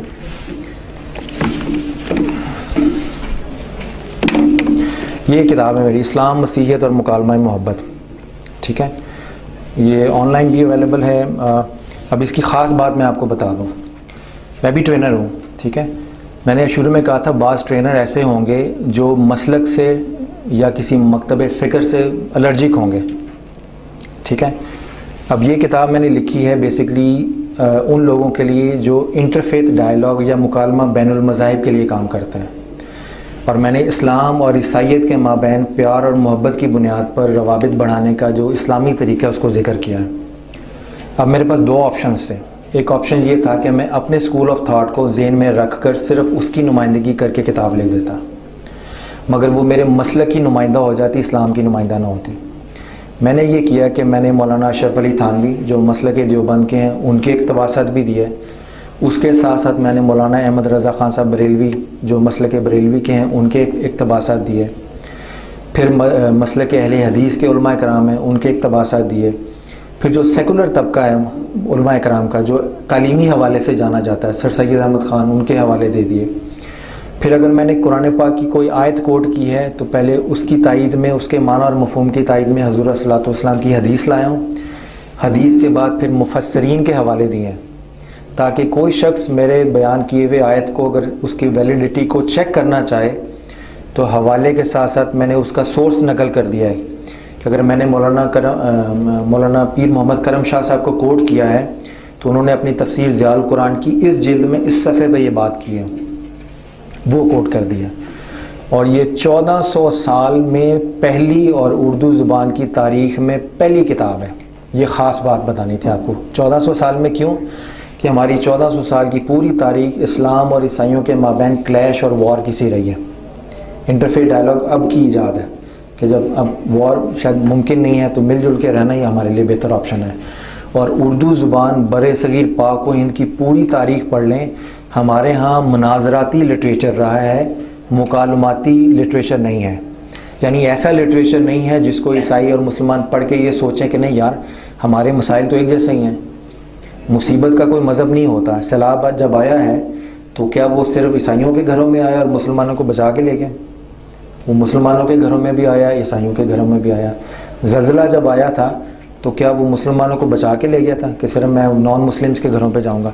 तो बताने का, ये किताब देने का, किताब दिखाने का मतलब सिर्फ़ और सिर्फ ये है कि अगर बहैसियत ट्रेनर अगर आप कोई किताब लिखना चाहें या जो लिखते हैं जेन्युइन ट्रेनर्स, मैं जेन्युइन हूँ या नहीं ये आप फैसला करेंगे, मैं अपनी पब्लिसिटी नहीं कर रहा, मैं सिर्फ आपको तरीके बता रहा हूँ, जज आप कर लीजिएगा कि अगर आप कोई ऐसी किताब लिखते हैं तो ये ज़हन में रख के लिखें कि आपके मरने के बाद पहली बात तो ये कि वो लोग किताब ऐसी हो कि लोग उससे मुस्तफ़ीज़ होते रहें, सदाबहार किताब हो, ठीक है। और दूसरी बात है कि कोई ऐसी चीज़ लिखें जो पहले से ना कभी लिखी गई हो, यूनिक। आप इंसान जितना यूनिक होगा उसकी तहरीर, उसकी सोच भी उतनी यूनिक होगी। तो किताबें तो बेशुमार लिखी हुई हैं लोगों ने, ठीक है। सीरत नबी पे बेशुमार लिखी है किताबों, बेशुमार लोगों ने लिखी हैं, मगर सीरत इब्ने हशाम का अपना मुकाम है, ठीक है। सीरत पे, तफसीर पे बेशुमार किताबें हैं, मगर तफसीर ज़ियाउल कुरान होगी, तफसीर मारिफुल कुरान होगी, तफसीर तफ़हीमुल कुरान होगी, इनके अपने अपने मिजाज हैं। तो मौलाना मदूदी की तहरीर, उनका एक अपना फ़ायदा है। तफसीर ज़ियाउल कुरान पढ़ लेंगे, उसका एक अपना मुकाम, उसका अपना पर्पज़ है, उसका एक अपना फ़ोकस है। इसी तरह तफसीर मारिफुल कुरान पढ़, यानी आप देखें जिन लोगों ने खिदमत की है इल्म की लिख कर किताबी शक्ल में, वो इस दुनिया से पर्दा भी कर गए, तब भी उनकी तहरीरें उम्मत को, मुआशरे को और नौजवान नस्ल को फ़ायदा पहुँचा रही हैं। तो जेन्युइन ट्रेनर अगर ट्रेनिंग के हवाले से भी अंग्रेज़ी में कुछ लिखेगा तो पहली बात ये है कि वो ऐसा लिखेगा कि उसका नेमुल बदल शायद मगरिब में भी ना हो। जिस तरह मगरिब में मुख्तलिफ लोगों ने लिखा है ट्रेनिंग एंड डेवलपमेंट के हवाले से, तो नई नई थ्योरीज़ और नई नई कॉन्सेप्ट्स इंट्रोड्यूस करवाए हैं। इसी तरह ये हमारे यहाँ जब कोई लिखेगा तो हमारे लिए भी मुमकिन है कि हम नई थ्योरीज़ और नए कॉन्सेप्ट इंट्रोड्यूस करवाएं। कैसे कि उन्होंने अपने मुआशरे के लिए लिखा है। जब आप अपने मुआशरे के लिए लिखेंगे तो आपको यहाँ पे कई चीज़ें मॉडिफाई करनी पड़ेंगी। हम इस्लामी मुआशरे में रह रहे हैं, इस्लाम से मोहब्बत हमारे दिल और दिमाग में है, तो जब आप अपने पॉइंट ऑफ व्यू से लिखें ट्रेनिंग एंड डेवलपमेंट पर, उनकी तहरीरों से इस्तिफ़ादा करते हुए, मैं ये नहीं कर रहा कि उनकी तहरीरों के इक़्तिबासात आप नकल कर दें अपनी किताब में और उनको अपना बना लें, ये तो अदबी चोरी होगी ना। आप उन किताबों की रोशनी में समझें मौजू को और फिर उसको अपडेट करें अपने इस्लामी उलूम और फ़नून की रोशनी में। जैसे मैंने आपको बताया कि टीचर्स ट्रेनिंग पे 900 साल पहले तारीख़ में पहली किताब लिखी गई है। अब अगर मगरिब में जाएंगे टीचर्स ट्रेनिंग पे तो शायद उनकी हिस्ट्री 100 साल से ज़्यादा ना हो, तो मगरबी तहकीक पे रहेंगे तो 100 साल से आगे नहीं जा सकते। अगर उसी मगरबी तहकीक में इस्लामी तहकीक ऐड कर देंगे तो 900 साल पीछे चले जाएंगे। तो आप जब दोनों मामलात की तहकीक को मर्ज करेंगे तो आपके लिए ऑप्शन एक्सपेंड हो जाएंगे, आपके जहन में भी वसअत पैदा होगी और फिर आपको पता चलेगा कि इवन ट्रेनिंग एंड डेवलपमेंट के मौजू के ऊपर आपके बुज़ुर्गों ने बहुत ज़्यादा काम किया है। और फिर एक अच्छा इंसान होना, उस पर फ़ख्र करना, और फिर एक अच्छा मुसलमान होना, उस पर फ़ख्र करना। आप देखिएगा जब इस एंगल से आप स्टडी करेंगे तो एक अच्छा मुसलमान तो वो है ना जिस पे हमें फ़ख्र है, जो हमें वालिदैन ने बताया। जब आप ख़ुद से तहकीक करेंगे, नए नए मुख्तलिफ़ तहकीक के गोशे सामने आएंगे, तो आपका ये जो साइकोलॉजिकल फ़ख्र है ये हकीकत में बदल जाएगा। फिर आपको समझ में आएगी कि कुरान पाक की किस किस तहकीक से फ़ायदा उठाकर उन लोग, बेशुमार ऐसी मैनेजमेंट की, ट्रेनिंग एंड डेवलपमेंट की थ्योरीज़ हैं जो डायरेक्टली कुरान पाक की आयतों पे आयतों की रोशनी में समझी जा सकती हैं। हज़रत सल्लल्लाहु अलैहि वसल्लम की बेशुमार ऐसी अहादीस मुबारक हैं जो ट्रेनिंग एंड डेवलपमेंट की थ्योरीज़ जो आज डेवलप हुई हैं वेस्ट में, वो हज़रत सल्लल्लाहु अलैहि वसल्लम की अहादीस में मौजूद हैं। फिर उसके अलावा मौलाना जलालुद्दीन रूमी की मसनवी है, मसनवी मौलाना रूम, उसमें ट्रेनिंग एंड डेवलपमेंट के हवाले से इतने शानदार आइडियाज़ हैं। और अब अगर आप लेटेस्ट ट्रेनिंग एंड डेवलपमेंट की किताबें पढ़ें मगरिब में, तो जा बजा पुल कोट्स की शक्ल में उन्होंने मौलाना जलालुद्दीन रूमी की किताब मसनवी के हवाले दिए, क्योंकि स्पिरिचुअल वेलबींग और स्पिरिचुअल एस्पेक्ट ऑन जॉब जो आपकी ट्रेनिंग एंड डेवलपमेंट का एक हिस्सा है, वो भी अब ट्रेनिंग एंड डेवलपमेंट के लिटरेचर का हिस्सा बन गया हुआ है। तो इस तरह ये बेशुमार ऐसी चीज़ें हैं, अगर आप लिस्ट को एक्सपेंड करें तो ये फैलती चली जाएगी। सरेदस मैं समझता हूँ इतना काफ़ी है आपके लिए, इसको भी आप देख लीजिएगा, हज़म कर लीजिएगा। और अगर आप गूगल सर्च पे जाएं, आखिरी बात कह के फिर अगर सवाल जो आपके लिए कोई है टाइम, गूगल सर्च पे जाएं तो डॉक्टर नईम मुश्ताक टाइप कीजिएगा, आपको मेरे यूट्यूब का एड्रेस भी मिल जाएगा। यूट्यूब के ऊपर 200 से ज़ायद फुल लेंथ ट्रेनिंग वीडियोस। और ये भी मैं बात मेरे ख़्याल में, हो सकता है मैं गलत भी हूँ, मैं पाकिस्तान का वाहिद ट्रेनर हूँ जिसके 200 से full length training videos YouTube पे अवेलेबल हैं। वरना मेजॉरिटी के ट्रेनर्स जो हैं वो यूट्यूब पे अपनी वीडियोस नहीं डालते, कहीं उनकी बात क्यों पकड़ी ना जाए या उनका कट एंड पेस्ट एक्सपोज ना हो जाए। तो मैं समझता हूँ अगर आपको अपनी तहकीक पे एतमाद है, अगर आपको अपने यानी क्वालिटी ऑफ कंटेंट्स पे एतमाद है, तो मैं 200 की वीडियोस मैंने यानी फ्री डाउनलोडिंग के लिए रखी हुई हैं। आप में से चाहें तो यूट्यूब पे जाके डाउनलोड कर सकते हैं।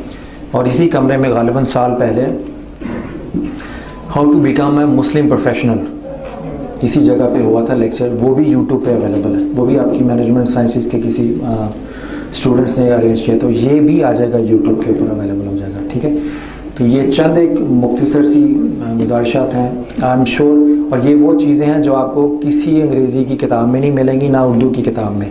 ये मेरी सोच विचार और मेरे तजर्बे का निचोड़ है। इसमें से आपको जो चीज़ अच्छी लगे वो रख लें, जो चीज़ समझ में नहीं आई या अच्छी नहीं लगी उसको साइड पे रख दें। हो सकता है माजी में मुस्तकबिल में आपको कोई ऐसा तजर्बा हो कि जिसकी रोशनी में जो अब समझ नहीं आ रही वो उस वक्त समझ में आ रहा है। तो ये लर्निंग प्रोसेस होता है। अभी है टाइम क्वेश्चन आंसर, तो अभी अगर आपके जहन में कोई सवाल है, मेरी बात यहाँ ख़त्म हुई तो हम आपके क्वेश्चन आंसर्स को एंटरटेन।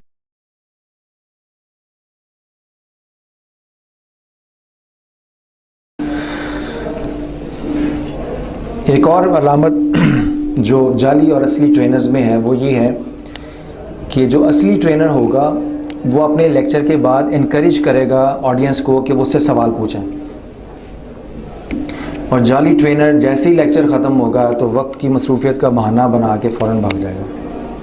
मैंने ऐसे बेशुमार ट्रेनर्स ऐसे देखे हैं। उनकी कोशिश होगी कि आपको अपनी गुफ्तगू के हिसार में बांध लें, मगर जब आपका मौका आए उनकी इल्मियत को इवेलुएट करने का तो वहाँ से दौड़ लगा जाए, ताकि उनका जो इम्प्रेशन है, पब्लिक इम्प्रेशन के ये बड़े शानदार स्पीकर हैं और इनको अपने मौजू पे बड़ी दस्तरस हासिल है, कहीं आपके सवालात की शक्ल में उनका ये इल्मी भांडा ना फूट जाए।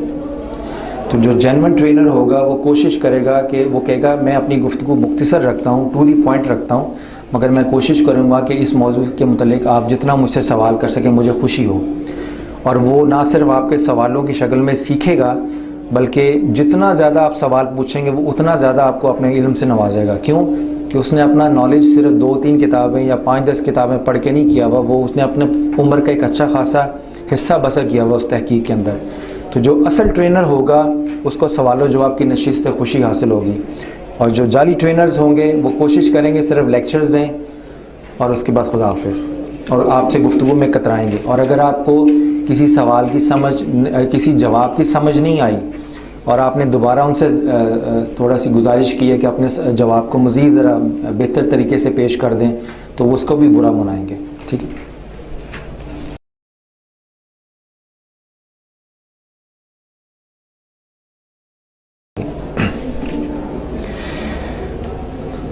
एक और अलामत जो जेन्युइन ट्रेनर्स में, और वो मैंने बयान भी कर दिया कि आप देखेंगे जो जाली ट्रेनर्स हैं वो कोशिश करेंगे अपनी सारी ट्रेनिंग सेमिनार में या लेक्चर में मगरिब की किताबों के हवाले दें।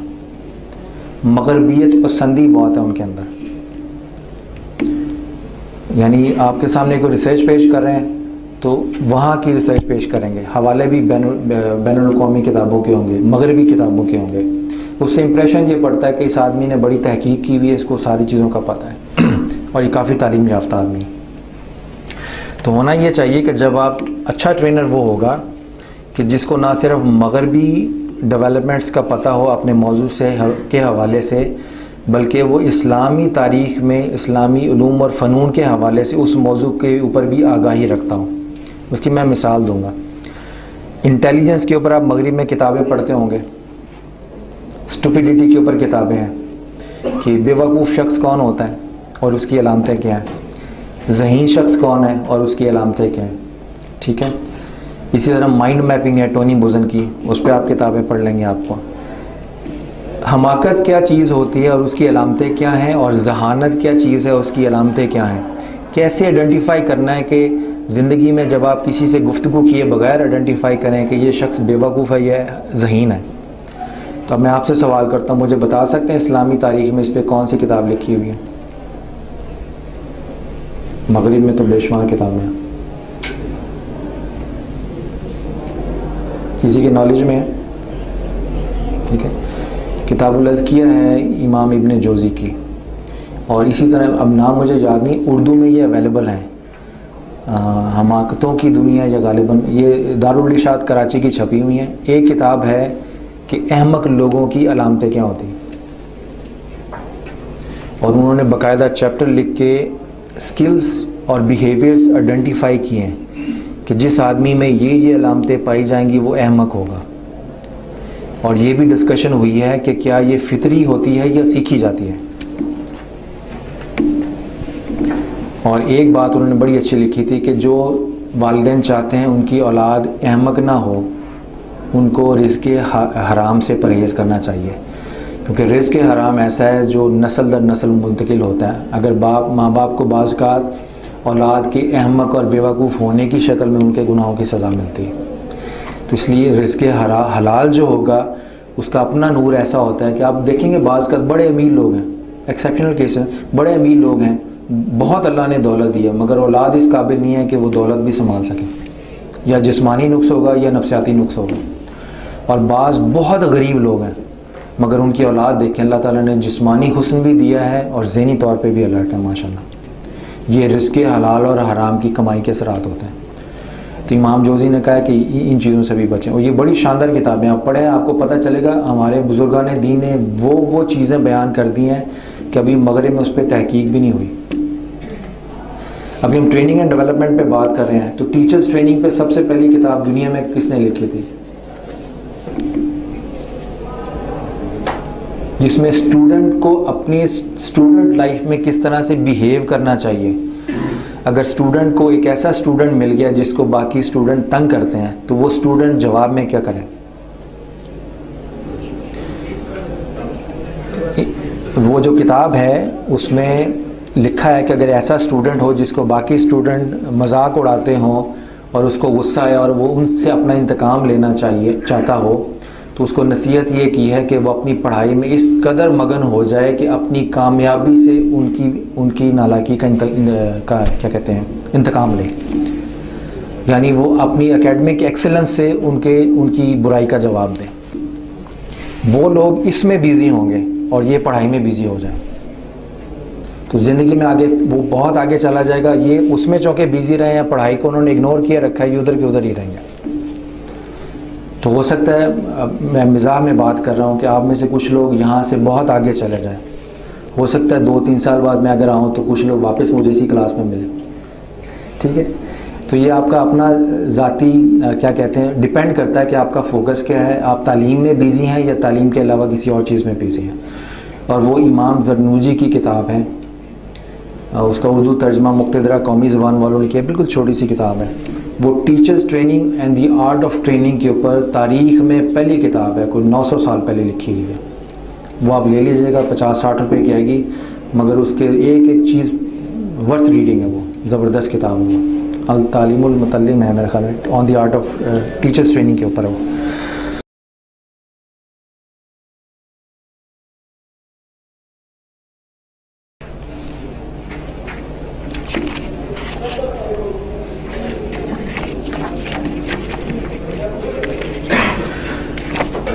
एक और फ़र्क जो है जेली ट्रेनर का और असली ट्रेनर का, वो ये है कि जहाँ तक मैंने ऑब्ज़र्व किया है कि जाली ट्रेनर कोशिश करेगा कि आपसे ज़्यादातर गुफ्तगू अंग्रेज़ी ज़ुबान में हो, ठीक है। और अंग्रेज़ी ज़ुबान में गुफ्तगू करना वो ये समझेगा कि ये इस बात की अलामत है कि उसको अपने मौजू पर दस्तरस हासिल है, और अंग्रेज़ी ज़ुबान में गुफ्तगू करना ये समझा जाएगा, वो समझेगा या वो आपको समझाने की कोशिश करेगा कि ये तालीमी काबिलियत है। तो मेरा नुक्ता नज़र ये है कि अंग्रेज़ी में बोलना किसी के तालीम याफ्ता होने की अलामत नहीं है। तालीम याफ्ता होने का मतलब ये है कि जिस मौजू पर आप पढ़ रहे हैं उस मौजू के जो कुलियात हैं या उसके जो मुख्तलिफ़ एस्पेक्ट हैं उस पर आपकी कॉन्सेप्चुअल क्लैरिटी हो। अगर आपको अंग्रेज़ी ज़ुबान छोड़ के उर्दू में गुफ्तगू करनी पड़े तो आप उसी शरह बस के साथ उसको समझा सकें जिस अच्छी तरीके से आप अंग्रेज़ी में बोलने के आदी हैं। ज़ुबान के बदल जाने से अगर आपको दिक्कत ना हो तो आप जेन्युइन ट्रेनर हैं। और अगर आप मोहताज हैं किसी बात को बयान करने के लिए कि वो अंग्रेज़ी में की जाए तो आपको समझ आएगी। और ये एक और भी फ़ैशन है कि जब तक अंग्रेज़ी में गुफ्तगू ना की जाए लोग ये समझते हैं कि हमारा वक्त बर्बाद हुआ है, लोग ये भी समझेंगे कि शायद मज़ा नहीं आया। तो अंग्रेज़ी में गुफ्तगू करना एक फ़ैशन बन चुका है, मगर अंग्रेज़ी में गुफ्तगू करने का हरगिज़ मतलब नहीं कि जो अंग्रेज़ी में बात कर रहा है वो अच्छी बात कर रहा है और जो उर्दू में बात कर रहा है वो फजूल बात कर रहा है। जिसके अंदर इल्म होगा वो उर्दू बोल के भी उतनी तवज्जो हासिल कर लेगा जितनी अंग्रेज़ी बोलने वाला कर रहा है, बशर्ते वो अपनी अंग्रेज़ी में भी उस इल्म का इजहार करे जो उर्दू बोलने वाले के पास है। तो ज़ुबान महज इजहार का ज़रिया है, ये आपकी तालीम का नेमुल बदल नहीं है। अंग्रेज़ी ज़ुबान ज़रूर सीखें क्योंकि अक्सर किताबें आपके निसाब की अंग्रेज़ी में हैं, मगर ये हरगिज़ मतलब नहीं है कि चूँकि आप अंग्रेज़ी में पढ़ रहे हैं, अंग्रेज़ी में बोल रहे हैं, इसलिए आप समझदार हो गए। ठीक है, तो जेन्युइन और असली ट्रेनर्स में ये फ़र्क होगा, या अच्छे ट्रेनर्स की जो क्वालिटीज़ होंगी कि वो मौके की मुनासिबत से ज़ुबान इख्तियार करेगा, मगर बोलने में अच्छी टर्मिनोलॉजी इस्तेमाल करने के साथ साथ वो कोशिश करेगा कि जिस मौजू पे बात कर रहा है उस पर कॉन्सेप्चुअल क्लैरिटी क्रिएट कर दे। यानी आपको इतना इल्म दे जाए कि जब वो यहाँ से चला जाए तो आप अपने बलबूते पर ख़ुद सोच कर अपने मसाइल का हल दरियाफ़्त कर सकें। जब आपको मेरी मोहताजी ख़त्म हो जाएगी स्पीकर की और मेरे बताए हुए तरीके पर आप ख़ुद से सोच के कुछ चीज़ अपने लिए दरियाफ़्त कर सकेंगे, ये इल्मी काबिलियत है। इल्मी काबिलियत मोहताजी का नाम नहीं है, ये आपको अपने पाँव पे खड़ा करने का नाम है। तो इसके लिए कोई भी ज़ुबान हो सकती है। सऊदी अरब चले जाएँ वहाँ अरबी है, इंग्लैंड चले जाएँ इंग्लिश स्पीकिंग कंट्रीज़ में चले जाएँ वहाँ अंग्रेज़ी है, फ्रांस में जाएँ वहाँ अंग्रेज़ी को वैसे ही कुछ नहीं समझ, वहाँ जब तक फ्रेंच ना बोले तो वो आपको यानी फ़ख्र का इजहार करते हैं। पाकिस्तान में उर्दू है, और अच्छा ट्रेनर को अगर उर्दू अंग्रेज़ी के अलावा पंजाबी में भी बात करनी पड़ जाए तो उसको अपनी ज़ुबान पर, अपने जुमलों पर, अपने लहजे पर इतनी दस्तरस हासिल होनी चाहिए कि आपको पंजाबी का लेक्चर भी ऐसे ही लगे जैसे ऑक्सफोर्ड की इंग्लिश का लेक्चर है। यानी अगर आदमी अपने जहन को एक मखसूस ज़ुबान के चुंगल से नहीं छुड़ा सकता तो उसको तो ख़ुद तरबियत की ज़रूरत है। वो आपको तरबियत क्या देगा?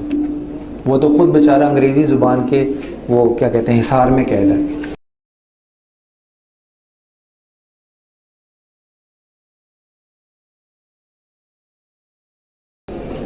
और कोई सवाल? वो कोई भी काम आप हम कैसे बन सकते हैं सर? 2-3 पॉइंट बता दें जिन पे हम अभी से काम करना शुरू कर दें तो हमारी। अगर आपने अच्छा ट्रेनर बनना है तो मैं आपको सिर्फ एक चीज़ बताता हूँ, पढ़िए पढ़िए और पढ़िए बस।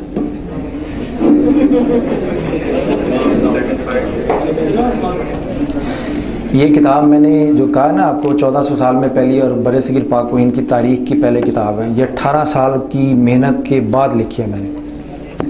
और इसका नतीजा ये है कि हर मसलक के आलिम दीन ने पढ़ी है और इस पर नुक्स नहीं निकाल सके। हर मसलक के आलिम दीन ने इस पर तारीफ़ी खतूत लिखे हैं जो अगले एडिशन में छपेंगे। यानी इतनी मेहनत कर लें कि जब आप बात करें तो किसी के सामने करें, किसी की जुर्रत ना हो उसका रद्द पेश कर सकें बस। तो फिर जितनी मेहनत करेंगे उतना ज़्यादा। किताबें लिखना आसान काम है, कोई मुश्किल काम नहीं है। पॉपुलैरिटी हासिल करना मुश्किल काम नहीं है, सारे आसान तरीके हैं। मगर पढ़ के समझना, यानी मैंने जब ये 18 साल मेहनत की थी तो इसलिए नहीं की थी कि 18 साल के बाद मुझे किताब लिखनी है। 18 साल मैंने मेहनत इसलिए की थी कि मुझे समझना है कि ये मौजू क्या है बस। और जब मेरे पास मैं समझता था कि अब मुझे इतना पता है कि दूसरों से शेयर करना चाहिए, तब मैंने इसको शेयर किया दूसरों के साथ। ये भी अपने लिए नहीं लिखी, दूसरों के लिए। तो इसलिए मैंने आपको गुर बता दिया कि अभी आपकी जो लाइफ है और आगे चल के जो आपने ऑफिस में, अभी तो आपका कंपटीशन कोई नहीं है। आप अगर टीचर से तंग है, जब ऑफिस लाइफ में जाएंगे हो सकता है 10 डिपार्टमेंट हेड हो जो आपको पसंद ना करते हो, तो वो आप टीचर को फिर आप फरिश्ता समझेंगे उस वक्त जाके आप कि काश मैं उस वक्त उसको उसकी शख्सियत से ज़हन हटा के उसकी बातों पे ध्यान दिया करता तो ये नौबत ना आती। तो अभी जब यूनिवर्सिटी से बाहर निकलेंगे तो एक चैलेंज ये होगा कि आपने यूनिवर्सिटी का निसाब पढ़ा होगा, अभी आपने मार्केट का निसाब शुरू नहीं किया। तो जो यूनिवर्सिटी का निसाब है, हो सकता है मार्केट में कोई 80-90% अप्लाई भी ना होता। ये आपकी कॉन्सेप्चुअल क्लैरिटी के लिए आपको सारा कुछ पढ़ा के आपको मार्केट में भेज दिया है, ताकि जब आप इंटरव्यू में बैठें तो आपको बेसिक कुलियात का कॉन्सेप्ट्स का पता हो। जब आप जॉब मार्केट में जाएंगे तो जॉब सर्वाइवल स्किल्स के लिए फिर आपको नए सिरे से पैदा होना पड़ेगा। और वो तभी मुमकिन है कि आप कंटिन्यूसली अपनी जॉब में पढ़ते रहें अपने मौजू को। जिस दिन आपने पढ़ाई छोड़ दी और रूटीन की जॉब में लगे, फिर उस दिन आप रिटायर हो गए मेंटली, उसके बाद नहीं हो सकता। मैं आज के दिन तक भी अपनी तनख्वाह का अक्सर हिस्सा जो है अपनी किताबों के लिए रखता हूँ। अच्छी किताबों मैं ले आता हूँ घर में। तो ये है कि किताब से मोहब्बत रखेंगे और उस्ताद से मोहब्बत रखेंगे। अच्छे ट्रेनर्स की एक और मैं आपको बता दूं, जैसे मैंने कहा ना, आप उस्ताद की इज़्ज़त कौन करता है? आप किसी के घर जाएं और देखें किताबें कैसे पढ़ी हुई। किताब की एक सोबत होती है लिखने वाले की, वो चला गया, पर्दा कर गया दुनिया से, और आप उसके पर्दा करने के बाद उसकी सोबत से मुस्तफ़ीज़ हो रहे हैं बज़रिया हिज़ किताब।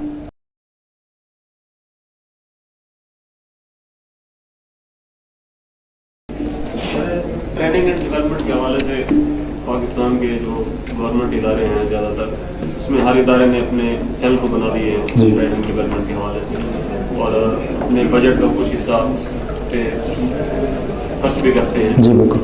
तो वो क्या एफिशिएंसीज हैं जो कि ट्रेनिंग एंड डेवलपमेंट कराते हैं अपने मुलाजमीन को, या जो न्यू अपॉइंट करते हैं लोगों को, वो जो चीज़ें हैं वो अपने प्रैक्टिकली अपने ऑफिस में या अपने इदारों में वो अप्लाई नहीं कर पाते। तो क्या ऐसी सजेशन हो कि जो उनमें इस्तेमाल की जाए ट्रेनिंग एंड डेवलपमेंट जो सेल बनाए गए हैं, ताकि अपने इदारे की एफिशिएंसी को बढ़ाए? मेरा जहाँ तक अपना तजर्बा है पाकिस्तान का, माजरत के साथ ये दुख के साथ है कि ट्रेनिंग एंड डेवलपमेंट की जो जॉब है, जो ट्रेनिंग मैनेजर्स की जॉब है, ये वो पंजाबी में कहते हैं खुडे लाइन जॉब है।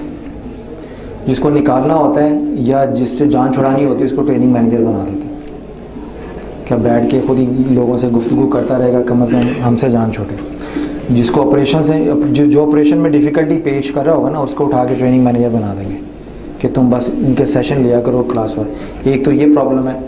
दूसरा एक नया ट्रेंड है जो पाकिस्तान में है कि अक्सर हॉस्पिटलिटी इंस्टीट्यूशंस जो होटल्स हैं पाकिस्तान के, उसमें अक्सर ख़वातीन हैं ट्रेनिंग मैनेजर, मर्द नहीं रखता। अगर कोई अप्लाई भी करेगा नहीं रखें, ख़वातीन रखेंगे। वो समझते हैं कि ये ट्रेनिंग मैनेजर नहीं है, ये एंटरटेनिंग मैनेजर है। समझ आए? वो यानी खातून है या जो साहब हैं, वो खूबसूरत अंग्रेज़ी ज़ुबान में आधा घंटा 1 घंटा आपको एंटरटेन करेंगे। पाकिस्तान में आपको ऐसे ट्रेनर भी मिलेंगे जो कंसल्टेंसी रन कर रहे हैं। अब मैं खड़ा हूँ ना पिछले 40-45 मिनट से, मैं माइक से तो नहीं हिला ना, आपको कहा कि खड़े होकर ऊंची ऊंची सांस ले, फिर हाथ यूं यूं करें, फिर उसके बाद मुख्तलिफ हरकतें करें। बाज़ ट्रेनर्स एंटरटेनिंग को ट्रेनिंग समझते हैं, हालांकि ट्रेनिंग कॉन्सेप्चुअल क्लैरिटी का नाम है। अगर मैं यहाँ से चला जाऊँ तो क्या मेरी बातें आपको सारी उम्र काम आएंगी या नहीं आएंगी, ये ट्रेनिंग है। मैं आपकी यूनिवर्सिटी से 50,000 1 लाख रुपए लूँ ट्रेनिंग डिलीवर करने का, जो कि ये नहीं देंगे मुझे पता है, तो उनसे मैं लूँगा। और उसके बाद मैं आपको, ये मजाक में बात की, उसके बाद मैं आपको सिर्फ एंटरटेन करूँ, कुछ एक्सरसाइज कर दूँ, कुछ मैं ग्रुप बना दूँ, फिर रस्साकशी के कुछ मामलात हो जाएं, ये सारी एंटरटेनमेंट है, ये ट्रेनिंग नहीं है। ट्रेनिंग वो होती है जो आप खामोशी के साथ ज़िंदगी के किसी मसले पर सोचें और उसका एक ऐसा खुलिया, ऐसा क्राइटेरिया अपने जहन में बिठा लें कि दोबारा जब कभी आपको वो मुश्किल पेश आए तो आप ट्रेनिंग मैनेजर को फ़ोन करके ना पूछें कि सर मैं इसको कैसे हल करूं। ट्रेनिंग बेसिकली आपको अपने पाँव पे खड़ा करने का नाम है, और वो तभी मुमकिन है कि जिस फील्ड में या जिस शोबे में आप ट्रेनिंग ले रहे हैं उसमें आपको खुद कफील कर दें, मोहताजी ख़त्म हो जाए। तो अक्सर ट्रेनिंग में आप देखेंगे कंपनियां बड़े बड़े बजट तो रख देती हैं। अगर कराची की कंपनी है तो उन्होंने ट्रेनिंग सेशन रखा है भूलवन में, सबको बीवी बच्चों के साथ उधर भेज दिया, तो वो एंटरटेनिंग है, ट्रेनिंग नहीं है। वो कौन सी ऐसी बात है जो भूलवन में समझ में आएगी और कराची में नहीं आ सकती? ठीक है, तो आप देखेंगे इसी वजह से बड़ी बड़ी कंपनियों के बेशुमार बजट होने के बावजूद वहाँ पे एम्प्लॉई टर्नओवर बहुत है, वहाँ पे ऑफिस पॉलिटिक्स बहुत है। और जो बात शुरू में की थी कि लेट्स इज्यूम कि सब कुछ ठीक है ट्रेनिंग डिपार्टमेंट में, अगर आपका HR मैनेजर ठीक नहीं है और आपकी ह्यूमन रिसोर्स पॉलिसीज़ ठीक नहीं है, और लोग देखेंगे कि तमाम तर ट्रेनिंग के बावजूद साल के एंड पर मेरिट की बजाय फेवरेटिज्म पे प्रमोशंस हो रही हैं, तो वो ट्रेनिंग मैनेजर जितना भी समझदार अक्लमंद क्यों ना हो, फिर लोग उसकी बात नहीं सुनते। यानी अगर मैं ये कहूँ कि पूरे साल में जो शख्स ट्रेनिंग सेशन में बाकायदगी से बैठेगा उसकी प्रमोशन में हम उसको कंसिडर करेंगे, और आप बाकायदगी से पूरे साल बैठते हैं, सीखते भी हैं, मगर जब प्रमोशन होती है तो नालायकी हो जाती है जो कभी बैठा ही नहीं ट्रेनिंग में। तो नेक्स्ट ईयर मैं आपको जब दोबारा कहूँगा ट्रेनिंग सेशन में है तो आप आएंगे। वो शायद आप इसलिए आ जाएं कि आपको ज़ाती तौर पर ये बातें फ़ायदा देती हैं, मगर ये अगर मैं शर्त रख दूं कि आपको अगले साल फिर प्रमोशन मिल जाएगी तो उस पे तो कोई नहीं आएगा, क्योंकि पिछले साल का हाल वो देख चुके हैं। तो ये बड़े बड़े कंपनीज़ के जो कॉर्पोरेट कल्चर हैं उसमें जो ऑनर्स हैं, जो CEOs हैं, ये उनका फ़र्ज़ बनता है कि अपनी कंपनी में प्रमोशन और डेवलपमेंट ग्रोथ को ट्रेनिंग की एक्टिविटीज़ के साथ ऐड कर दें। और अक्सर बड़ी बड़ी कंपनियों में, पाकिस्तान में चूँकि ज़वाल है, जैसे सियासत में ज़वाल है, तो इस तरह आपको कॉर्पोरेट कल्चर में भी ज़वाल नज़र आएगा। आप बाज़ का ऐसे बड़े बड़े लोगों को ऐसी ऐसी बड़ी पोजीशन पे देख लेंगे कि खुद सोच में पड़ जाता है, यार ये कि यहाँ बैठा किस तरह, फिर पता चलता है वो CEO का रिश्तेदार है, कोई चाचा है, कोई मामा है या उसका बेटा है। तो ये मरूसी सियासत सिर्फ सियासत में नहीं है, ये कॉर्पोरेट कल्चर में भी है। इसलिए पाकिस्तान की जो कॉर्पोरेट इंडस्ट्री में जब आप जाएंगे तो आपको पाकिस्तानी सियासत ही लगेगी। इसलिए आपको एडिशनल वो चीज़ें वहाँ पे सीखनी पड़ेंगी। सबसे पहली बात तो है कि आपको अपना एथिक्स, अपना स्टैंडर्ड, अपना क्राइटेरिया मेंटेन रखना पड़ेगा, ताकि इस गंदगी से जब आप गुज़रें तो दामन बचा के गुज़रें। आप कंप्रोमाइज़ ना करें कि सब कुछ यही कर रहे हैं तो फिर मैं भी यही कुछ करता हूँ। सफ़र कठिन होगा, मुश्किल होगा, मगर जितना भी होगा साफ़ सुथरा तो होगा ना। तो बस ये, तो ये डिपेंड करता है कि आपकी नफासत के ऊपर कि आप कितना सफाई पसंद है, बस ये सारी चीज़ें।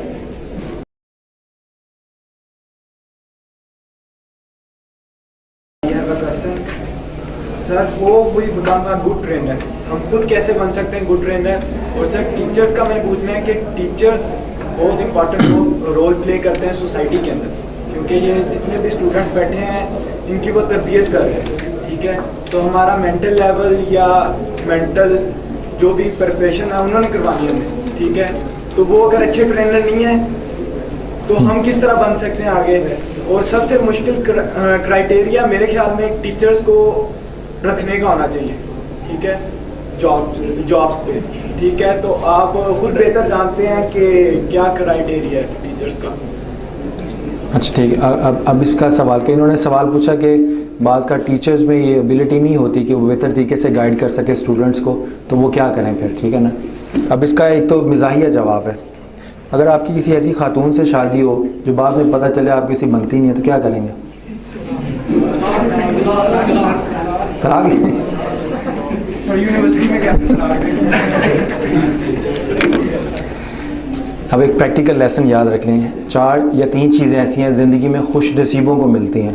अच्छे वालिदैन जो अच्छी तरबियत करें, अच्छे उस्ताद जो अच्छी तालीम और तरबियत करें, आपकी तालीम कर दें, ठीक है ना, अच्छी बीवी, अच्छी शरीक हयात और अच्छा बॉस ऑफिस लाइफ में। अब इन सारों में से जिसको चारों अच्छी मिल जाए खुश नसीब, वरना कहीं ना कहीं कोई एक आध बंदा मिस हो जाता है, ठीक है ना। अब आपके लिए सजेशन मेरी ये होगी कि बजाय आप अपने टीचर में नुक्स तलाश करें, या अगर नुक्स नज़र आ गए हैं तो उसी पे फोकस करके कुड़ते रहें। जिस तरह आप बॉस के साथ काम करते हैं दफ्तर में, तो आपके पास मजबूरी ऐसी होती है, आप नौकरी नहीं छोड़ सकते, बेरोज़गार हो जाएंगे तो ख़र्चे कौन पूरा करेगा। तो आप बॉस को निकाल नहीं सकते, खुद छोड़ नहीं सकते, उसको निकाल नहीं सकते, तो फिर आप बीच का कोई रास्ता ढूंढते हैं इस तरह से कि उसके साथ अपनी PR इस तरह से डेवलप करें कि आपका जो रूटीन की मेल जोल है या मामलात ज़िंदगी हैं वो चलते रहें। तो टीचर के हवाले से मैं ये रिक्वेस्ट करूँगा कि जब आप टीचर को इवेलुएट करना शुरू कर देंगे फिर आपका लर्निंग प्रोसेस स्टॉप हो जाएगा, फिर आप सीख नहीं सकते उससे। टीचर जैसा कैसा भी है उसको अल्लाह की नेमत और फजल समझें, ठीक है ना। जब आपने किसी से फैज़ लेना हो तो उसका अदब और एहतराम ज़रूरी है, ठीक है ना। तो फैज़ लेने के लिए वो कैसा है, जैसा कैसा भी है वो है और उसकी ज़िंदगी है। आपने उससे फैज़ लेके उससे अख़ज़ करके, मिसाल के तौर पे जब आपको सब्जेक्ट दे रहा है, आपको पढ़ा रहा है, तो अब ये उसकी ज़िम्मेदारी नहीं है कि उसने जितना पढ़ा दिया है उससे ज़्यादा आपने पढ़ना भी नहीं है। जो चीज़ वो बयान कर रहा है आप एडिशनली उस पर रिसर्च करके मुख्तलिफ़ एंगल से गूगल से सर्च कर लें, किताबें देख लें, आप ख़ुद अपने टीचर भी बनने की कोशिश करें, बजाय ये कि आप रिसर्च की ज़िम्मेदारी अपने टीचर पे डाल दें कि जितना वो रिसर्च करके लाएगा मैंने उतना ही पढ़ना है, फिर तो गए काम से आप। आप जितना टीचर से ले रहे हैं उसको एक नेमत कंसिडर करें, और जितना उससे लेने के बाद बाकी मामलात ज़िंदगी में ख़ुद से भी रिसर्च करें, ख़ुद लाइब्रेरी जाने की आदत डालें। मैं कभी कभार बुक शॉप पे चला जाता हूँ, मुझे कोई किताब नहीं ख़रीदनी होती, मैं सिर्फ चक्कर लगाता हूँ। बाद का चक्कर लगाते लगाते आपको कोई ऐसी किताब नज़र आ जाती है, आप समझते हैं कि हाँ यार ये गिरा मेरे जहन में थी और मैंने इस पर रिसर्च करनी है, तो मैं किताब ख़रीद लेता हूँ। सेकेंडली, आप अपनी बजट का, पॉकेट मनी का एक मखसूस हिस्सा मुख्तस करें मंथली, इसकी आपने सिर्फ किताबें लेनी और कुछ नहीं करना। मिसाल के तौर पे ट्रेनिंग एंड डेवलपमेंट आप पढ़ रहे हैं, तो एक तो आपकी निसाब की किताबें वो हैं जो आपके निसाब में हैं। आप मार्केट में चले जाएं, ट्रेनिंग एंड डेवलपमेंट पे और बड़ी किताबें हैं, तो आप अपने निसाब की रिक्वायरमेंट में वो नॉलेज भी ऐड कर देंगे तो आपका नॉलेज वो एक्सपेंड हो जाएगा। यानी आपने जब क्लास में बैठना और टीचर से पढ़ना है तो टीचर एक सोर्स ऑफ इंफॉर्मेशन होगा, उसके अलावा आप अपने खुद टीचर बन जाएं, यानी एक तरह से एक मौजू के पीछे पड़ जाएं और एक तरह से अपने आप को शर्लॉक होम्स समझ लें कि एक मौजू है, उसके मुतालिक आपको तहकीक करनी है। उसमें एक मुआविन तो आपका टीचर है, दूसरे आप अपने मुआविन ख़ुद बन जाएं, और तीसरा ये है कि आपने अगर टीचर से इक्तसाब फैज़ अच्छी तरह करना है तो आप अपनी सोबत भी चेक करें। आप सुबह शाम किन लोगों के साथ बैठते हैं, वो जो टीचर में नुक्स निकाल के लतीफ़े सुना के हंसते हैं, या वो अपने मौजू पे बैठ के उस पर फोकस करते हैं। तो आप बाज़ आपकी अपनी सोबत टीचर से इक्तसाब फैज़ में रुकावट बन रही होती है। तो अगर आप अपने हाल पे भी नज़र करें तो आपको टीचर के नुकाइस कम नज़र आ जाएंगे, क्योंकि देखें एज ए स्टूडेंट आपके पास अथॉरिटी नहीं है कि आप अपना टीचर चेंज कर दें। आप पेरेंट्स को ये नहीं कह सकते कि जब तक मेरा पसंद का टीचर नहीं मिलेगा मैंने पढ़ना ही नहीं है। आप यूनिवर्सिटी को ये नहीं कह सकते कि ये मुझे पसंद नहीं है, मैं टीचर चेंज करें। वो हो सकता है आपको चेंज करना प्रेफर करें। इस तरह अपनी मर्ज़ी का कुछ ज़िंदगी में नहीं मिलता, ये भी एक लाइफ का लेसन है। ज़िंदगी में जो कुछ है वो वैसे ही है, आपने रास्ता बनाना अपना। टीचर दरवाज़ा दिखा देगा, दरवाज़ा खोलना आपकी ज़िम्मेदारी है। ये है सारा, ठीक है जी। और कोई सवाल?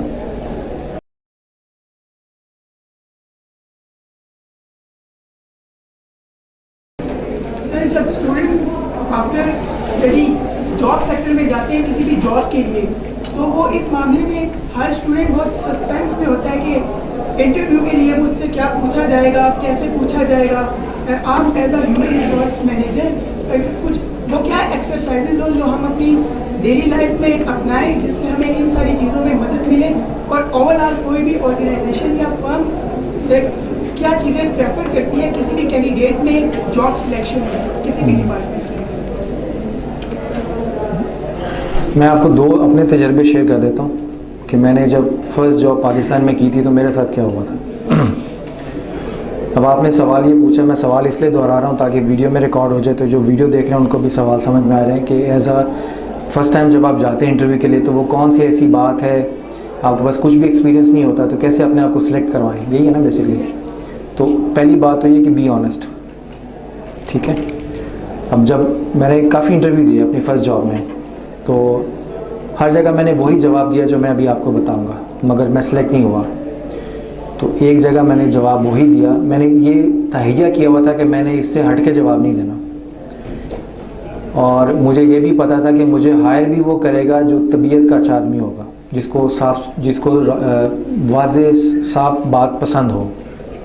और वो बात ये थी कि मैंने कहा था सर मेरे पास तजर्बा नहीं है, ठीक है, मेरे पास थियोरेटिकल एजुकेशन है, हाँ मेरे पास दो चीज़ें हैं, मुझे शौक़ है सीखने का और मैं सब्र और मेहनत वाला आदमी हूँ। मुझे रात के यानी जितनी मेहनत करवाएंगे मैं गिला शिकवा नहीं करूँगा, और मुझे शौक़ है सीखने का। मुझे इस बात पे नौकरी मिली थी कि मैंने कहा सर मैं मेहनती हूँ, ज़ाहिर है जब तक मुझे कोई अपॉर्चुनिटी नहीं देगा तो मेरे लिए मुमकिन नहीं होगा कोई तजर्बा गेन करना, तो मैं तजर्बा लेने ही तो आया हूँ आपके पास। तो मुझे तजर्बा हासिल करने के लिए जो दो चीज़ें चाहिए होती हैं कि आदमी मेहनती हो और ईमानदार हो, तो मैं ईमानदारी से मेहनत करूँगा। आप जब मुनासिब समझें कि मुझ में वो सलाहियत नहीं है जो मैंने बयान की है, या मैं आपके मेयार पे पूरा नहीं उतरता, तो आपके पास मुझे निकालने का हर वक्त इख्तियार है। आज आप रखें, कल आप समझते हैं मैं मुनासिब नहीं हूँ, निकाल दीजिएगा, मगर मुझे आजमाने में क्या हर्ज है। ऐसी सिचुएशन में आपके पास अपनी जो थियोरेटिकल एजुकेशन है उसको डिफेंड करने का मौका नहीं होता, क्योंकि जब वो सवाल पूछेगा तो वो एक्सपीरियंस बेस्ड होगा, आपके पास नॉलेज थ्योरी बेस्ड होगा। तो ऐसे मामलात में आप अपनी अंदरूनी सलाहियतें जो हैं, ईमानदारी, मेहनत, सीखने का शौक़, उनसे कहें सर मुझे मौका दे के देख लें, अगर आप मुनासिब समझते हैं तो ठीक। तो इस तरह बात अब ये होता है कि ये सवाल या ये जवाब वो आदमी अप्रिशिएट करेगा जो ख़ुद मेहनती और बासलाहियत लोगों की तलाश में हो। बाज़ लोगों की प्रेफरेंस डिफरेंट होती है, वो कहेंगे नहीं यार हमें को तजर्बेकारी चाहिए, हमारे पास इतना टाइम नहीं है। मगर मैं as an HR manager Islamabad club हम ये करते हैं कि तजर्बे के साथ साथ हम ये देखते हैं कि इस आदमी में कुछ करने की तड़प, लगन, जज्बा है तो सिखा हम खुद देंगे। सीखने की लगन, जज्बा और शौक़ ये यूनिवर्सिटी से नहीं मिलती, ये घर की तरबियत से आती। तो जो चीज़ घर की तरबियत से हो वो पुख्ता होती है तरबियत में। तो जो चीज़ नहीं बदल सकती हम उसको ले लेते हैं। एक्सपीरियंस जो यूनिवर्सिटी से सीख के आया, अगर थ्योरी में कोई फॉल्ट है तो हम उसको सिखा देंगे। तजर्बा यूनिवर्सिटी में नहीं है तो हम उसको तजर्बा सिखा देंगे। जो चीज़ हमें चाहिए, ईमानदारी, सीखने की लगन, शौक़, मेहनत, ये वालिदैन की तरबियत से मिलती हैं। इसका नेमुल बदल कहीं से नहीं होता। यूनिवर्सिटी में ये चीज़ें नहीं मिलती। यूनिवर्सिटी में ये चीज़ें हम घर से लेके आते हैं। तो घर में अगर तरबियत ख़राब है तो आपको उस्ताद में नुक्स नज़र आएंगे। घर में अगर तरबियत ठीक है तो आप जैसा भी उस्ताद आप उसको अच्छे तरीके से देखेंगे, परसीव करेंगे। और सेकंड जॉब पे जो मैंने इंटरव्यू दिया था वो उससे भी टफ़ सिचुएशन थी। वो ये थी कि नया वो प्रॉपर्टी खुली थी और उस पर मेरे अलावा को 15-16 के करीब लोग थे। उनको कम से कम 1000 CV मसूल हुआ था। ट्रेनिंग मैनेजर की पोजीशन थी और 15-16 लोग उन्होंने सेलेक्ट किए थे। और उन 15-16 लोगों में से मैं लाहौर में था उस वक़्त, तो मुझे कॉल आ गई। तो मैं फिर अब उस वक़्त मेरे हालात माली ठीक नहीं थे, तो मैं अपने दोस्त से उधार पैसे लेके ड्राइवो का किराया लिया, मैं यहाँ पर इस्लामाबाद पहुँचा इंटरव्यू देने के लिए। अब जो जनरल मैनेजर था उस प्रॉपर्टी का वो गैर मुल्की था, पाकिस्तानी नहीं था। अच्छा, जो CV आए थे उनके पास, वो चूँकि नई प्रॉपर्टी थी और वहाँ पे हुकूमती ब्यूरोक्रेसी के और इस्टेब्लिशमेंट के काफ़ी फ़ोन आए कि मेजर जनरल का बेटा है, ये इसका बेटा है, ये इसका बेटा है। तो मैं वाहिद कैंडिडेट था जिसका ना आगे को था ना को पीछे था। तो मुझे जनरल मैनेजर ने पूछा कि मेरे पास इतने CV हैं, तो मुझे बताओ मैं तुम्हें क्यों सेलेक्ट करूँ। तो मैंने कहा सर मेरे पास ना सिफारिश है, मैं एक काम कर सकता हूँ कि आप सारे लोगों को जमा कर लें जो अभी तक हायर हुए हैं। आप ट्रेनिंग सेशन रखें, मैं भी डिलीवर करता हूँ 5 मिनट की ट्रेनिंग, और उनसे भी कहें 5 मिनट की ट्रेनिंग डिलीवर करें।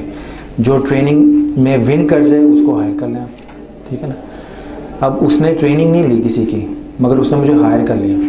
क्यों? बाद में मैंने उससे पूछा क्या वजह थी। कहता आपका कॉन्फिडेंस मुझे पसंद आया था कि आग में कूदने का कॉन्फिडेंस हो तो बंदे को पता है कि ये कर लेगा। तो मुझे मेरे कॉन्फिडेंस की बेस पे उन्होंने हायर किया था। फिर जब ये है कि बाज़ का सिचुएशन ऐसी होती है, अगर आप मेरे पास इंटरव्यू के लिए आए हैं और मैं कहूँगा नहीं मैं आपको हायर नहीं कर सकता, तो आपका क्या नुकसान होगा? You have nothing to lose, right.